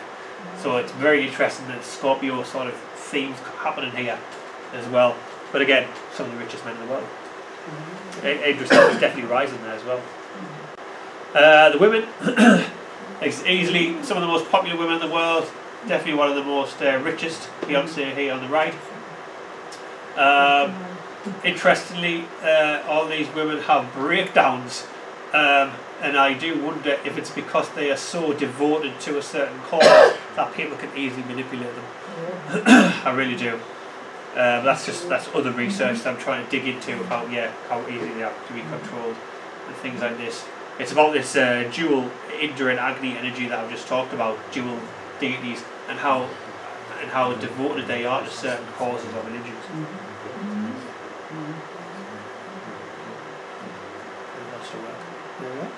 So now we get the head of the scorpion. I don't know why this image is completely different, to be honest. Anuradha, this is a nice part of the scorpion actually. It deals with, so we've got the symbol as a lotus, and it's about the accumulation of friendship. They're very good at making friends, want to make friends, very good for building a network. We've got ruler Saturn, deity Mitra, god of the sun. Interesting that they would have the god of the sun in a place of the scorpion, which is related to the underworld. So it's almost a very transformative energy as well. Symbol lotus again, an animal, the female deer as well. So deers, mating like rabbits, mating like deers, whatever you want to call it. You can kind of give you the theme to the Scorpio energy as well. Very hypersexualized energy, but a very nice part of Scorpio. It's where the Scorpion thinks about. So it just shows you that the intent of the Scorpio is trying to be pure of heart, despite it looking like a threat, like a Scorpion would. We have here Iqlil al-Jaba, the crown of the scorpion. Again, this is the Arabic equivalent image. A monkey in an iron seal holding his hands above his head. So this is about here the keyword protection of wealth, guardian, security. Now monkeys across the world, no matter where you go, are the best thieves you'll ever know. When you go to like Gibraltar and stuff like this, they're in your pockets. Go to India, they're definitely in your pockets there. Yeah, I know, obviously being an archaeologist, I know a certain amount of people who went over to India to do some temple recording for part of Durham University, and the monkeys there stole all their equipment. They ran off into the jungle, and of course you wouldn't want to run in that jungle because tigers started to roar. I didn't know they were into the archaeology. So whatever they did, probably trade for nuts or whatever, or, yeah, you know, you got to think about how you would have done it back in a long time ago, you know, if we did evolve from it. It's trade of items, really, you know, trade of items. Just say I've seen much Few people, yeah, he's a trowel or whatever, you know, or a GPS or something like that. So yeah, protection of wealth. So it is about completely protection. Most Scorpio mansions are about the protection of something. So this is of course is garden of your wealth. Here's our examples as well. We've got Jensen Ackles here on the left. A very nice part, a nicer character or a nicer celebrity who represents this part of the sky. We've seen him in things like Supernatural TV show, if anyone's seen that. Yeah, we've got that energy. Luke Evans as well, who said he's sick of playing the bad guy in most films apparently. Then we've got Bob Marley as well. He was very into the spiritual sort of aspect as well. Peaceful music. The women as well, notice they're very similar face shape. The body structure tends to be quite thin as well. Anuradha, moon women, and of course ascendant women as well. Now we move on to the heart of the scorpion, Antares. Jasya is our end of the Scorpio sort of segment of the sky, ruled by Mercury. So again, we're dealing with people who are very quick-witted, very quick on their feet with words, and the mind just constantly whirling. We've got Indra, the god of rain, the chief of the gods here. So we look at it prestige. He's the chief of the gods, so this is a very prestigious, wealthy sign actually. Symbol, earring or umbrella, again attain to wealth, because umbrellas weren't just an easy accessible item. They were very you know, an item to the rich, and especially earrings were as well. And then we've got the male deer, the consort, one of the most sexual mansions we've got out here. Al-Kalib, Scorpion's heart, and Adder holding its tail above its head. So again, we look at this very it's aggressive part of Scorpio, this one, without a doubt. One of the worst, I'm not going to say worst because there is no bad mansion, but it's definitely the most hostile, I should say. Agibiel is our angel. Planetary energies of Mars. Keywords: protection of health, medicine and disease. So we had our protection of wealth, now we've got our protection of health as well. So definitely watch it, moon here, for if the moon comes into here, or maybe let's say if you're, I don't know, how can I say it? Let's say if you are I don't know, let's say if you've got the Venus here, and then the sun comes round on the dates I showed you on the beginning, you may fall ill. So it just shows you how you would use these for the keywords, basically. These are examples. We've got Andrew Tate. Many people maybe may know him. Again, it's mercurial energy. All he does is speak, speak, speak. You may have seen him. No matter regarding what your opinion is of him, etc. But he's definitely a prominent figure. One of the most wealthiest things as well. And we've got Dan Bilzerian. He's definitely multi-million. I don't know if he's billion, but definitely up there as well. Who made most of his money on poker as a poker player. And now we've got Charlie Sheen as well. Who said on one of the interviews that his mind just constantly goes and goes and goes. Just looking at this Mercury energy as well. Each of them fell victim to hypersexuality, especially Dan Bilzerian, who's like an advocate for like Viagra and stuff like this. And so is Charlie Sheen. I mean, his relationship is not the best either. The women always have this similar face shape, sort of they almost have like a very drained face, if that makes sense. These people always, especially the women, the voice is quite croaky as well. Because this star is known as the Elder, and it's literally like an old woman sort of thing. And believe it or not, most of these women are kind of like, they never have children. People with lots of placements here struggle to conceive, infertility and stuff like that. So again, the guardian of health may come into this as well. So we're now at the tail of the Scorpion. The degrees of Sagittarius will be above, just the way unfortunately the zodiac overlays with the degrees, I suppose. K2 again, so you bet we're going to see a lot of Gothic women in this one. Deity, Neriti, goddess of darkness and destruction. The roots, so we're going for the root chakra sort of thing going on here. Galactic Center, male dog. It's the consort to that one that we saw before, Ardra, the storms and stuff with Kurt Cobain. It's the consort, so two very chaotic signs go very well together, and yet very loyal as well. Al-Shawla, Scorpion Sting, a woman holding her hands before her face. Amutiel is our angel. Mercury and Mars is our planetary energies, again, so the fiery heat. The keywords: birth, contraception, precaution. So this part of Scorpio as well is still not good for, you know, for conceiving a child and stuff like this as well. It's a very toxic place. These are our people as well.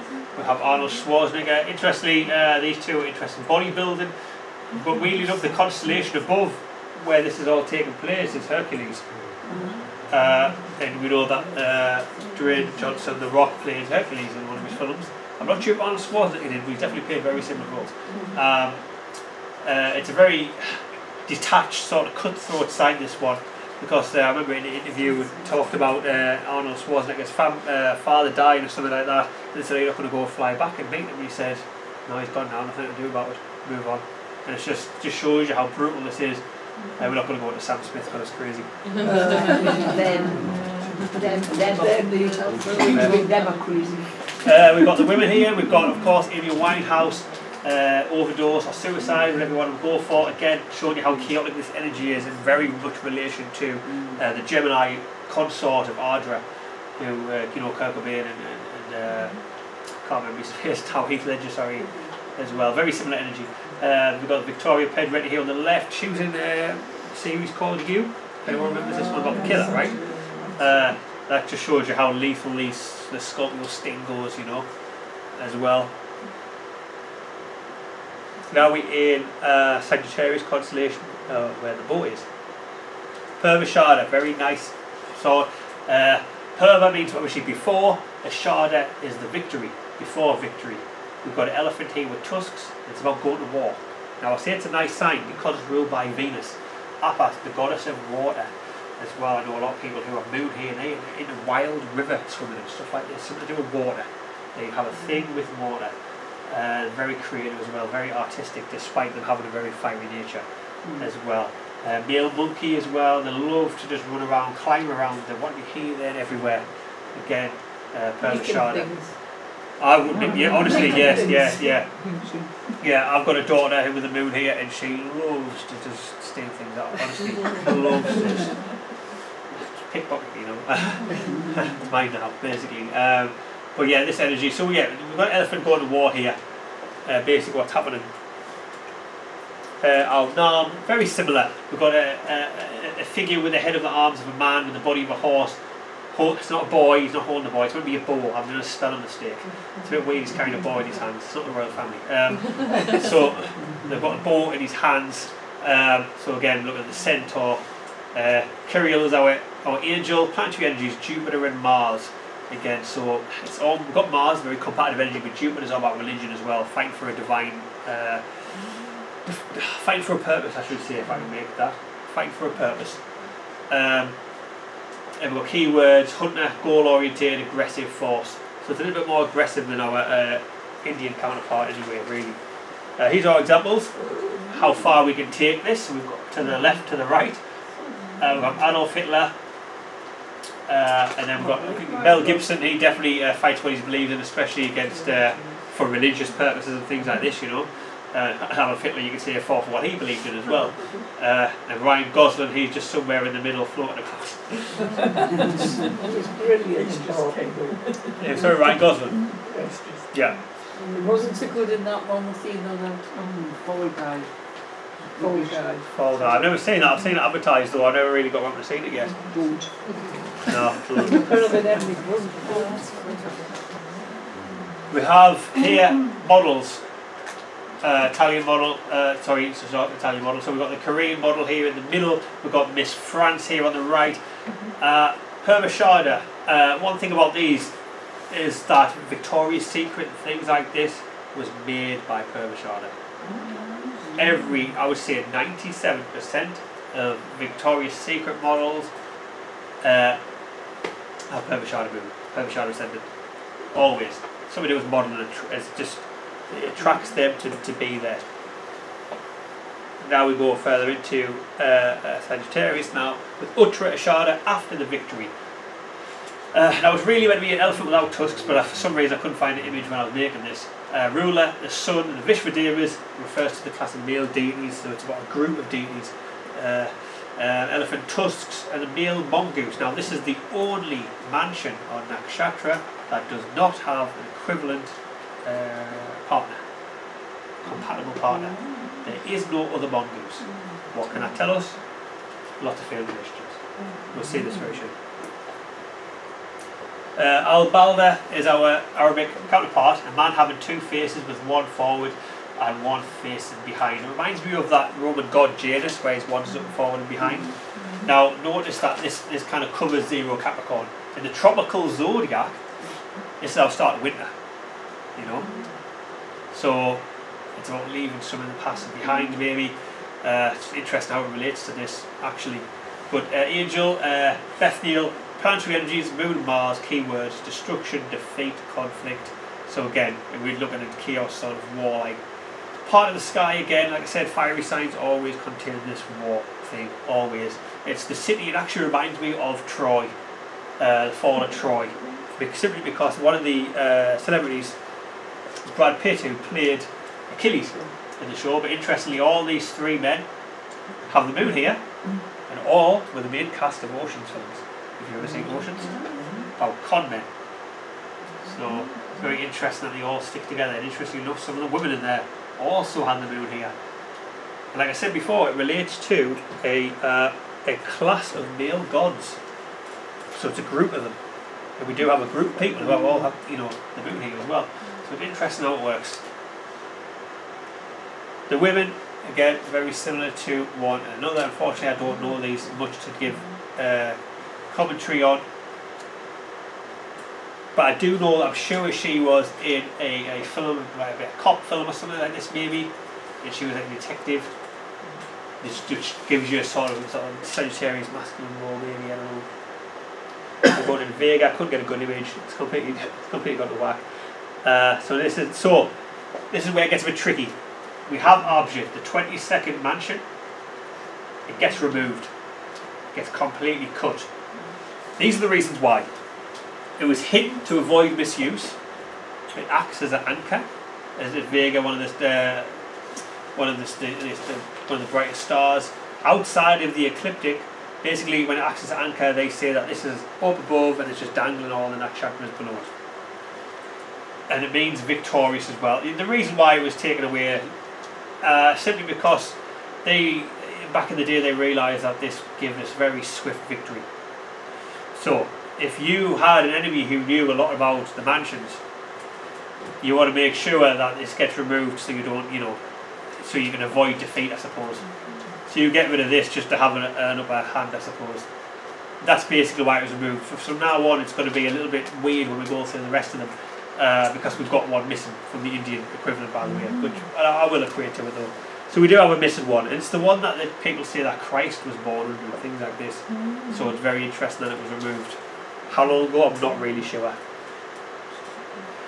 So the Arabic equivalent of this missing mansion. So most of the information I get from the missing mansion of India comes from the current and still there mansion from the Arabs. We've got the Eye of the Goat, the Lucky One, a man with winged feet wearing a helmet. Reminds me of Mercury, Hermes, or messages and stuff like this, you know. Galileo, Angel.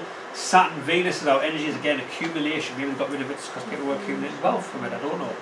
The key words, liberation, flight, deliverance, and healing as well. So again, it's mercurial energy. So now we move on to centre portion of Capricorn. Now, this is the 22nd of the mansions. Of course, this would be the 23rd Arabic one because we lost one recently. So the ruler, the moon. Again, a lot of people have a very round face with this. If we've got the moon here, the deity, Vamana, Avatar, Vishnu represents humility and devotion. Symbol, 3 footsteps. I only couldn't get 2 on there. The other symbol is the Eve as well. These make some of the best counsellors, guidance counsellors, therapists, things like this. They hear all sorts, but they also hear what hasn't been said as well. They're good at reading the room. Very good. Star Altair, the eagle. And then female monkey as well. Very, very fickle as well. They like to get into a little bit of all sorts. Al-Sad Al-Bula, the left hand of Aquarius, called the hybrid. A cat with the head of a dog. Now, I can't tell you if this is real or not, or Photoshop, but apparently it's real. And it's just a very interesting hybrid, isn't it?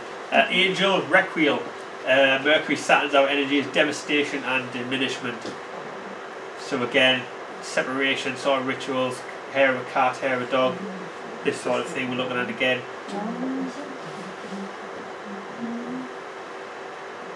Here's our examples.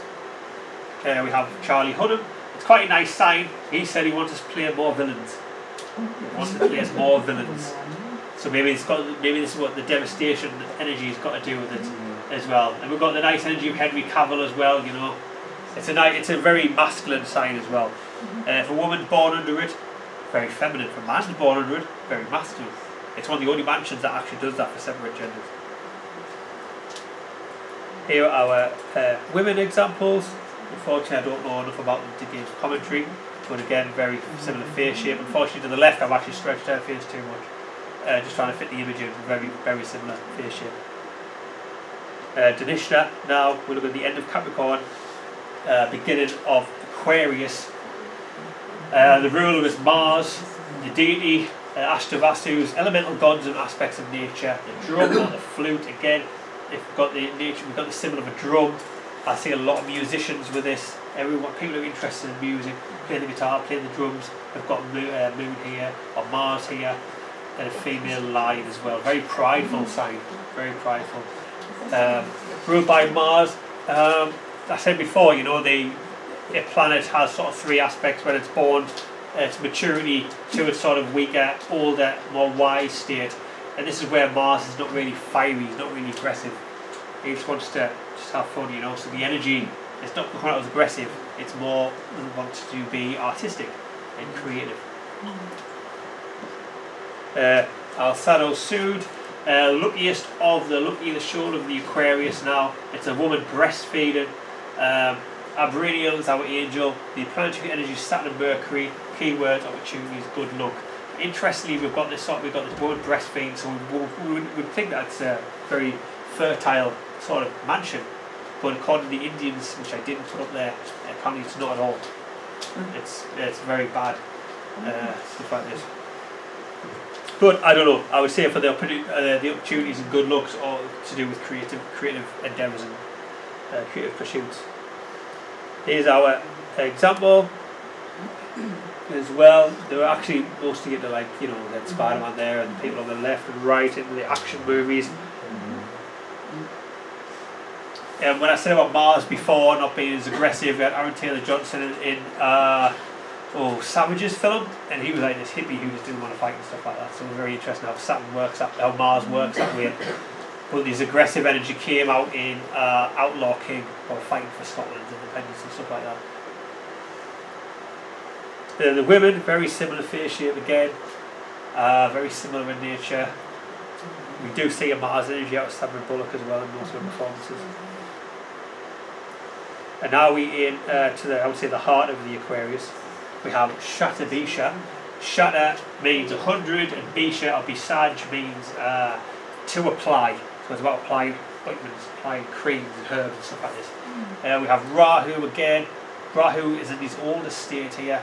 So, you know, before he was an individual, he was critiquing society about maybe, I don't know, gender norms or whatever happens these days in society. In this sign, he accepts what tradition is. He accepts tradition, he accepts what's meant to be. The deity is Varuna, the god of the sea. This deity is actually one of the keys to understanding Indian mythology. And basically, I'll give you a rundown of the story, since he's such a key deity. He was kind of the god of the sky once, I think, maybe called that, like Uranus. He was the god of the sky, or the chief of the gods once. And he was what you call a demon, or an entity of the night, you know. And his sort of brethren was this sky serpent called Vitra. And he took a fancy to Apas, the god of the ocean, which we saw in one of the other mansions, and he stole her, which naturally caused a drought on the earth. And all the gods went to Varuna and said, "Well, you know, you're going to do something about this. You're in charge. Do something." He just didn't do anything. He's basically like Rishi Sunak, who won't do anything. He just did absolutely nothing. He did absolutely nothing. And the gods intervened, killed the dragon, saved the earth from the drought. And then they all cast Varuna out, and he literally descended from the heavens to the very depths of the sea. And this is where the Greeks got Poseidon from, or Neptune. So Varuna was once the chief god, now replaced by Indra. So this is all to do with basically the sun's movement from the solstices, basically, but from a long time ago. But this is where the story comes from anyway. And he had to, Varuna in the depths of the ocean, had to marry, I think, Varuni or Apas, to act as a constant reminder of his failure. And you always find these two always have some sort of romantic connection.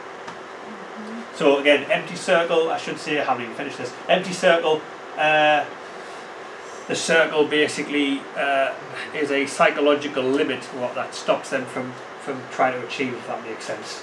They also don't let people within their circle, they like to keep tight knit as well. And then we've got a female horse, again, that healing energy that we saw at the very beginning. these people into like Ayurveda, herbal medicine, things like this. We have again the Arabic equivalent Al-Sad Al-Abiya, which sounds very similar to Shata Bisha in a way. Lucky star of the hidden things, and man planting is our image. Again, natural cures, natural plant medicine. The angel is Azil. Saturn and Mercury is our energies. Again, keywords expansion, preservation and nurture. So it's quite a nice part of Aquarius. Here's our examples. We know Macaulay Culkin as our comedic Home Alone. Rahu is always comedic. We have Tom Ackley. He's married to Margot Robbie. Interestingly enough, this sign's ruled by Rahu. Margot Robbie's sign's ruled by Rahu as well. They always have a very similar connection. So yeah, Tom Ackley he's a director. And something to do with film and stuff like that. Creative. Dennis Lloyd, he's really singer. Something like that, and his videos is very Shata Bisha. His album cover is actually about his recent album cover is him lost at sea on a boat, and it's all to do with this water energy, you know. These are our female examples. Look at the nose. It's the nose tip that does it. We always find Shata Bisha women with the nose tip. And of course, I said this Rahu energy's got something to do with Batman. She played the Batwoman in the George Clooney version. Weirdly enough, George Clooney's got his ascendant here, which shows a similar connection as well. And of course, Sarah Michelle Gellar, I think it's his call. For some reason, I've lost the information. But she played, was it Buffy? Yeah. And the girl who played, was it Sabrina the Teenage Witch? She had things here in Shata Bisha as well. Again, spirituality and stuff like this coming out. We move now from Aquarius into Pegasus. I don't know why they chose to use Pegasus because it's not on the ecliptic, but I'll put the degrees basically into Pisces. But bear in mind that the constellation that they were using at the time was Pegasus. So we've got ruler here is Jupiter, the Ayurveda, which is the aspect of Shiva, the unmanifest, because Pisces is the unmanifest, if it makes sense to that. All across the zodiac we've got Virgo, which is earth, it's materialism. Pisces is not that, it's about getting rid of the materiality and more towards the spiritual nature. So a symbol, a sword or a man with two faces, or the front legs of a funeral bed. So this is the death of the ego. The physical death, but the spiritual birth, the spiritual wing. Star Markham, it's the wings of the horse. And then a male lion is our... It's interesting because although we're dealing with the end of Aquarius as well, the male lion opposite Aquarius is Leo. We've got a very opposite thing going on here as well. Trying to think what more I can say about this, but basically from air, the Aquarius, air to the water, Pisces is all sort of the transformation. So alchemical change anyway. Al-Fag, Al-Awal, Markham, horse's wing, image of a woman, washing or combing her hair. I think it's because my best interpretation of this, the hair, is because if you ever heard about how the long hair is good for psychic connections and stuff like this as well. I think this is what it's about, cleansing that spiritual energy. That's why I would interpret this. Angel, Tagriel, planetary energies, Mars, Mercury are the key words: attraction, goodwill, and friendship. It's a nice part of the sky, this one, according to the Arabs. But again, still transformative. Here's our examples. Kanye West, who's completely changed his life around, going to Christianity now. We have Dylan O'Brien, still got that Aquarius energy in the Maze Runner films that we saw. And then Logan Marshall Green, he did a film, I can't remember what it's called now, but he did a recent film about the dangers of AI. And basically the premise was of this film was that he was like in a car crash or something like this and severed his spine. And his friend, who was like this sort of tech guy, you know, he fixed his spine with the AI chip in the back of his head or something like that. Anyway, it made him walk again and things like this. But the AI would talk to him in his head and then suddenly take over the whole use of his body and start murdering loads of people. And it just showed you how dangerous. Again, look at this Aquarius Pisces energy is about using technology to someone's own advantage. which is probably what we're going to see in society these days anyway. Here's our examples. The face stretched Genie Icos on the left too much, but she does have the similar face shape as the singer SZA. Both into astrology, and they both have personal astrologers.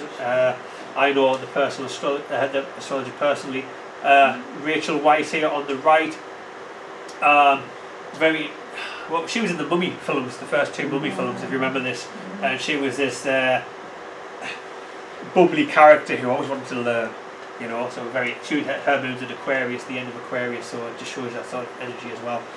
Interestingly, because we're looking at a Pisces sort of thing going on, the 2 women on the left here always sing about spirituality, but also about their emotional trauma as well.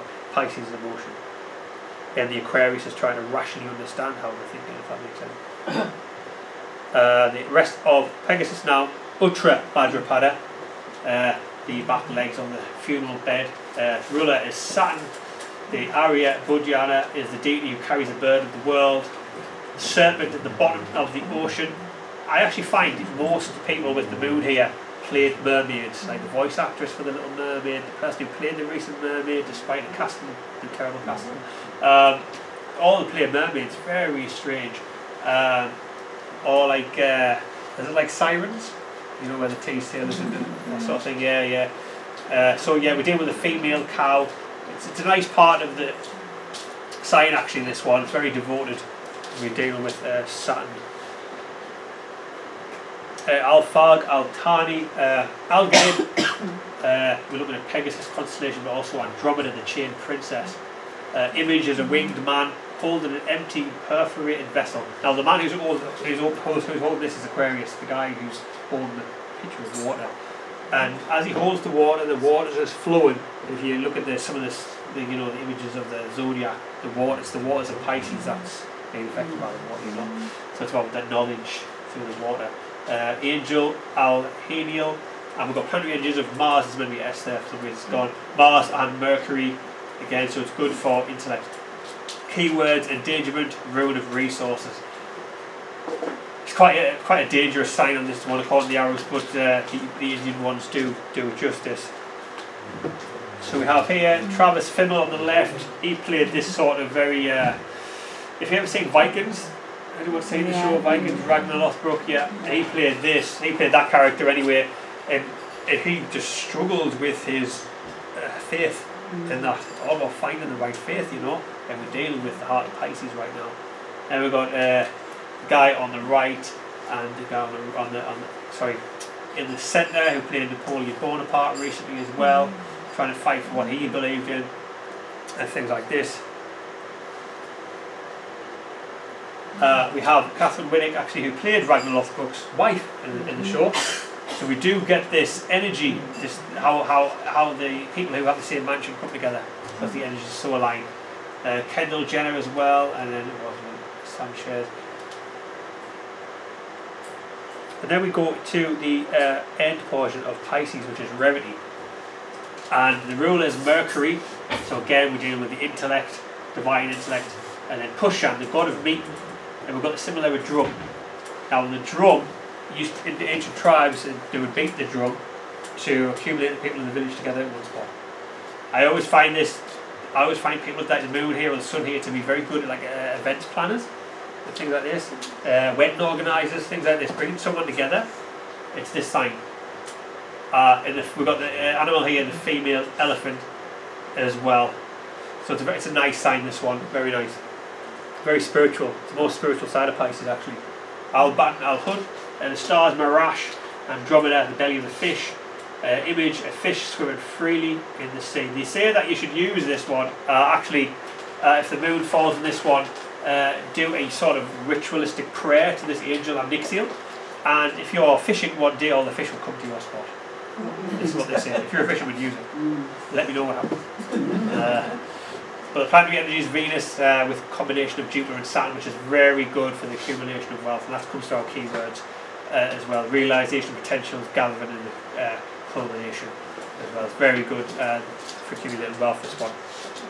Our celebrity examples, the eyes, notice the eyes, it's this Piscean eye we've got here.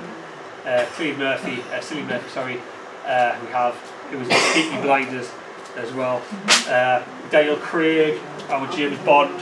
It's about getting lost so much in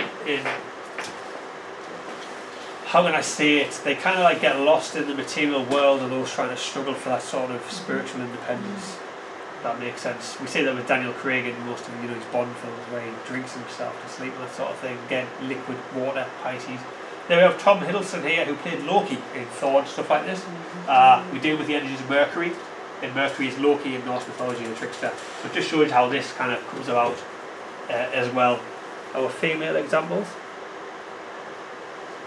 We have Angelina Jolie again. So about her, she's interested in all sort of what do you call it? Yeah, in different spirituality, different religions. She wants to try everything. So it does definitely show you. Eva Green as well. She's very similar, very similar. And then we have Anya Taylor-Joy. I remember watching an interview with Anya Taylor-Joy. She's got a moon here. And she said wherever she goes, she carries a bag of crystals and tarot cards. So these people are always interested. I know a girl personally who carries crystals around with her in a bag. She's got a moon here as well. Sorry, ascendant here. So it just shows you, if you've got it, it depends where you've got this placement, you know, but definitely the energy is still almost the same, you know. But yes, very spiritual part of Pisces, and this kind of almost concludes me to the end of our little zodiac circle. See what we've got next for you. Yes, my examples, I did promise I would do some chart examples. So this is a North Indian chart. Now what I'm going to do is take a quick drink and then I'm going to tell you how we're going to do this. So again, this is our North Indian chart. Do you want me to take a minute or? Okay, continue, yeah? Yeah. Okay, How go. long do you Oh, a couple of minutes. Couple of minutes, that's fine. A couple of minutes, easy now. I'm just going to go through how we do an example of a chart. I forgot there was a dog in the room. So our chart example number 1, I can't remember who this is, so I've got to try and remember who this is. So how I would do this chart is, so I said at the beginning that our ascendant is always here at the top on a North Indian chart. Then you go anti-clockwise. First house of self, second house of resources. This is how we look at the chart. I don't want to get too much from this. So basically the ascendant is pusher. This tells me that they had a lot of support from the family. It was nurturing, and they gave them the nourishment and the sort of energy to make that push and become successful. Anyone with pusher ascendant is always successful. They always have maybe they kind of feel unsatisfied as a child that they're not doing enough. But they definitely have that nourishment from the family to give them this push to drive to get things done. So that's just the ascendant. The sun, Barony, and moon is with Barony, so these two are in a conjunction together. And Barony was ruled by the planet Venus. Now Venus is creativity, so I know that this person must be in dancing, singing, or some sort of creative profession. And then we have Mars in Ardra. Now I know that Ardra was that stormy place. Now the Arabs said it was good for relationships. Now if I just put them two together, I would say that they've had bad relationships. So Mars and Ardra, bad relationships, struggles to control their aggression. Mercury in Rohini, good at speaking, sings about love, romance. Because Rohini was the blushing bride. Mercury is our voice, we speak. Then Jupiter, Rohini as well. So through speaking or singing, they get their reward, Jupiter. Rohini. Venus, Kritika, struggles for authority in relationships. The person who they get with tends to have a fight over dominance of who's in charge of the relationship. This person, I think, if I get it right, let me think, hang on. This is Chris Brown. This is Chris Brown, if I remember that correctly. I made this a long time ago. This is Chris Brown chart. This kind of makes sense. For those who want to look at the chart without just looking at these nakshatras, but we can get a full picture of his life anyway by looking at the mansions. If you want to look at the chart, we know this house is 10th house of career, fame, and he's got prominent planets here, Venus, creativity. We know he's going to be an actor or a dancer or something like that. And because we've got Mercury, I know what to say now. So that's how we look at this chart anyway. And we know when I said about struggling with his aggression, we know that he abused Rihanna when he was with her, physically. A long time ago. I think it was Rihanna. Yeah, it was. It was, wasn't it? Yeah. Chart number 2. Now this is definitely going to boggle my mind because I can't remember this one either. But so the Ascendant, Purvashada, okay. I said Purvashada was rule as a significator of Victoria's Secret. I think that is okay. So this person, I think, will be very attractive. We know instantly, slender body, attractive. Moon and Ardra, chaotic emotions. Moon is the emotions, the storm, mansion, chaotic emotions. So no, she's coming and going. Sun, Jastia. I said Jastia was a very dangerous part of Scorpio. I don't think this person's going to have children. Mercury, Purvashada, singer. Venus, it's about Venus energy. Mercury in a Venus sign talks about talking about maybe a poet, maybe a singer. Venus, Uttarashada, again, Uttarashada is that mongoose who doesn't have a counterpart, that makes sense. Doesn't find the right partner she gets with. I know this is a shame now, it's coming back to me. Mars, Vishaka, where the scorpion's claws, where they become so good with wealth with the scales, I said about before. Definitely wealthy already, Mars there, just shows you the aggression to get what she wants. Jupiter, Ardra again, Jupiter and Ardra definitely is not good as well, because it just shows you how much this person would have struggled to get where they needed to be. Under a lot of criticism, I should say, maybe. If I remember correctly, this is Taylor Swift. This is Taylor Swift. We know she struggled with her emotions and struggled with relationships, and she even sings about this all the time and stuff like that. Where she, like, in one of the songs, music videos where she murdered the lover and stuff like that. It's just because he was, I don't know, cheating or something. I don't know. But anyway, it just shows you that the craziness nature. But anyway, that's how we look at a chart. Then obviously we just look at the chart and we just see, okay, so Mercury in the first house, okay, very vocal.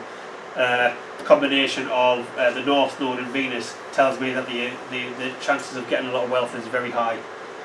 Sun, Mars, doesn't get along with the father.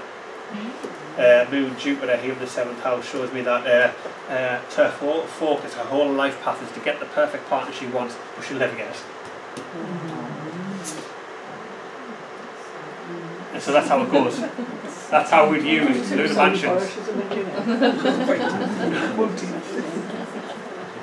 This is how we just use lunar mansions to dissect the birth chart. Well, I can't wait to get my children. Perfectly. And now I want to close and offer my services, of course. I do the birth chart reports in combination with lunar mansions or fixed star reports to get it a lot cheaper. 2024, the year ahead report.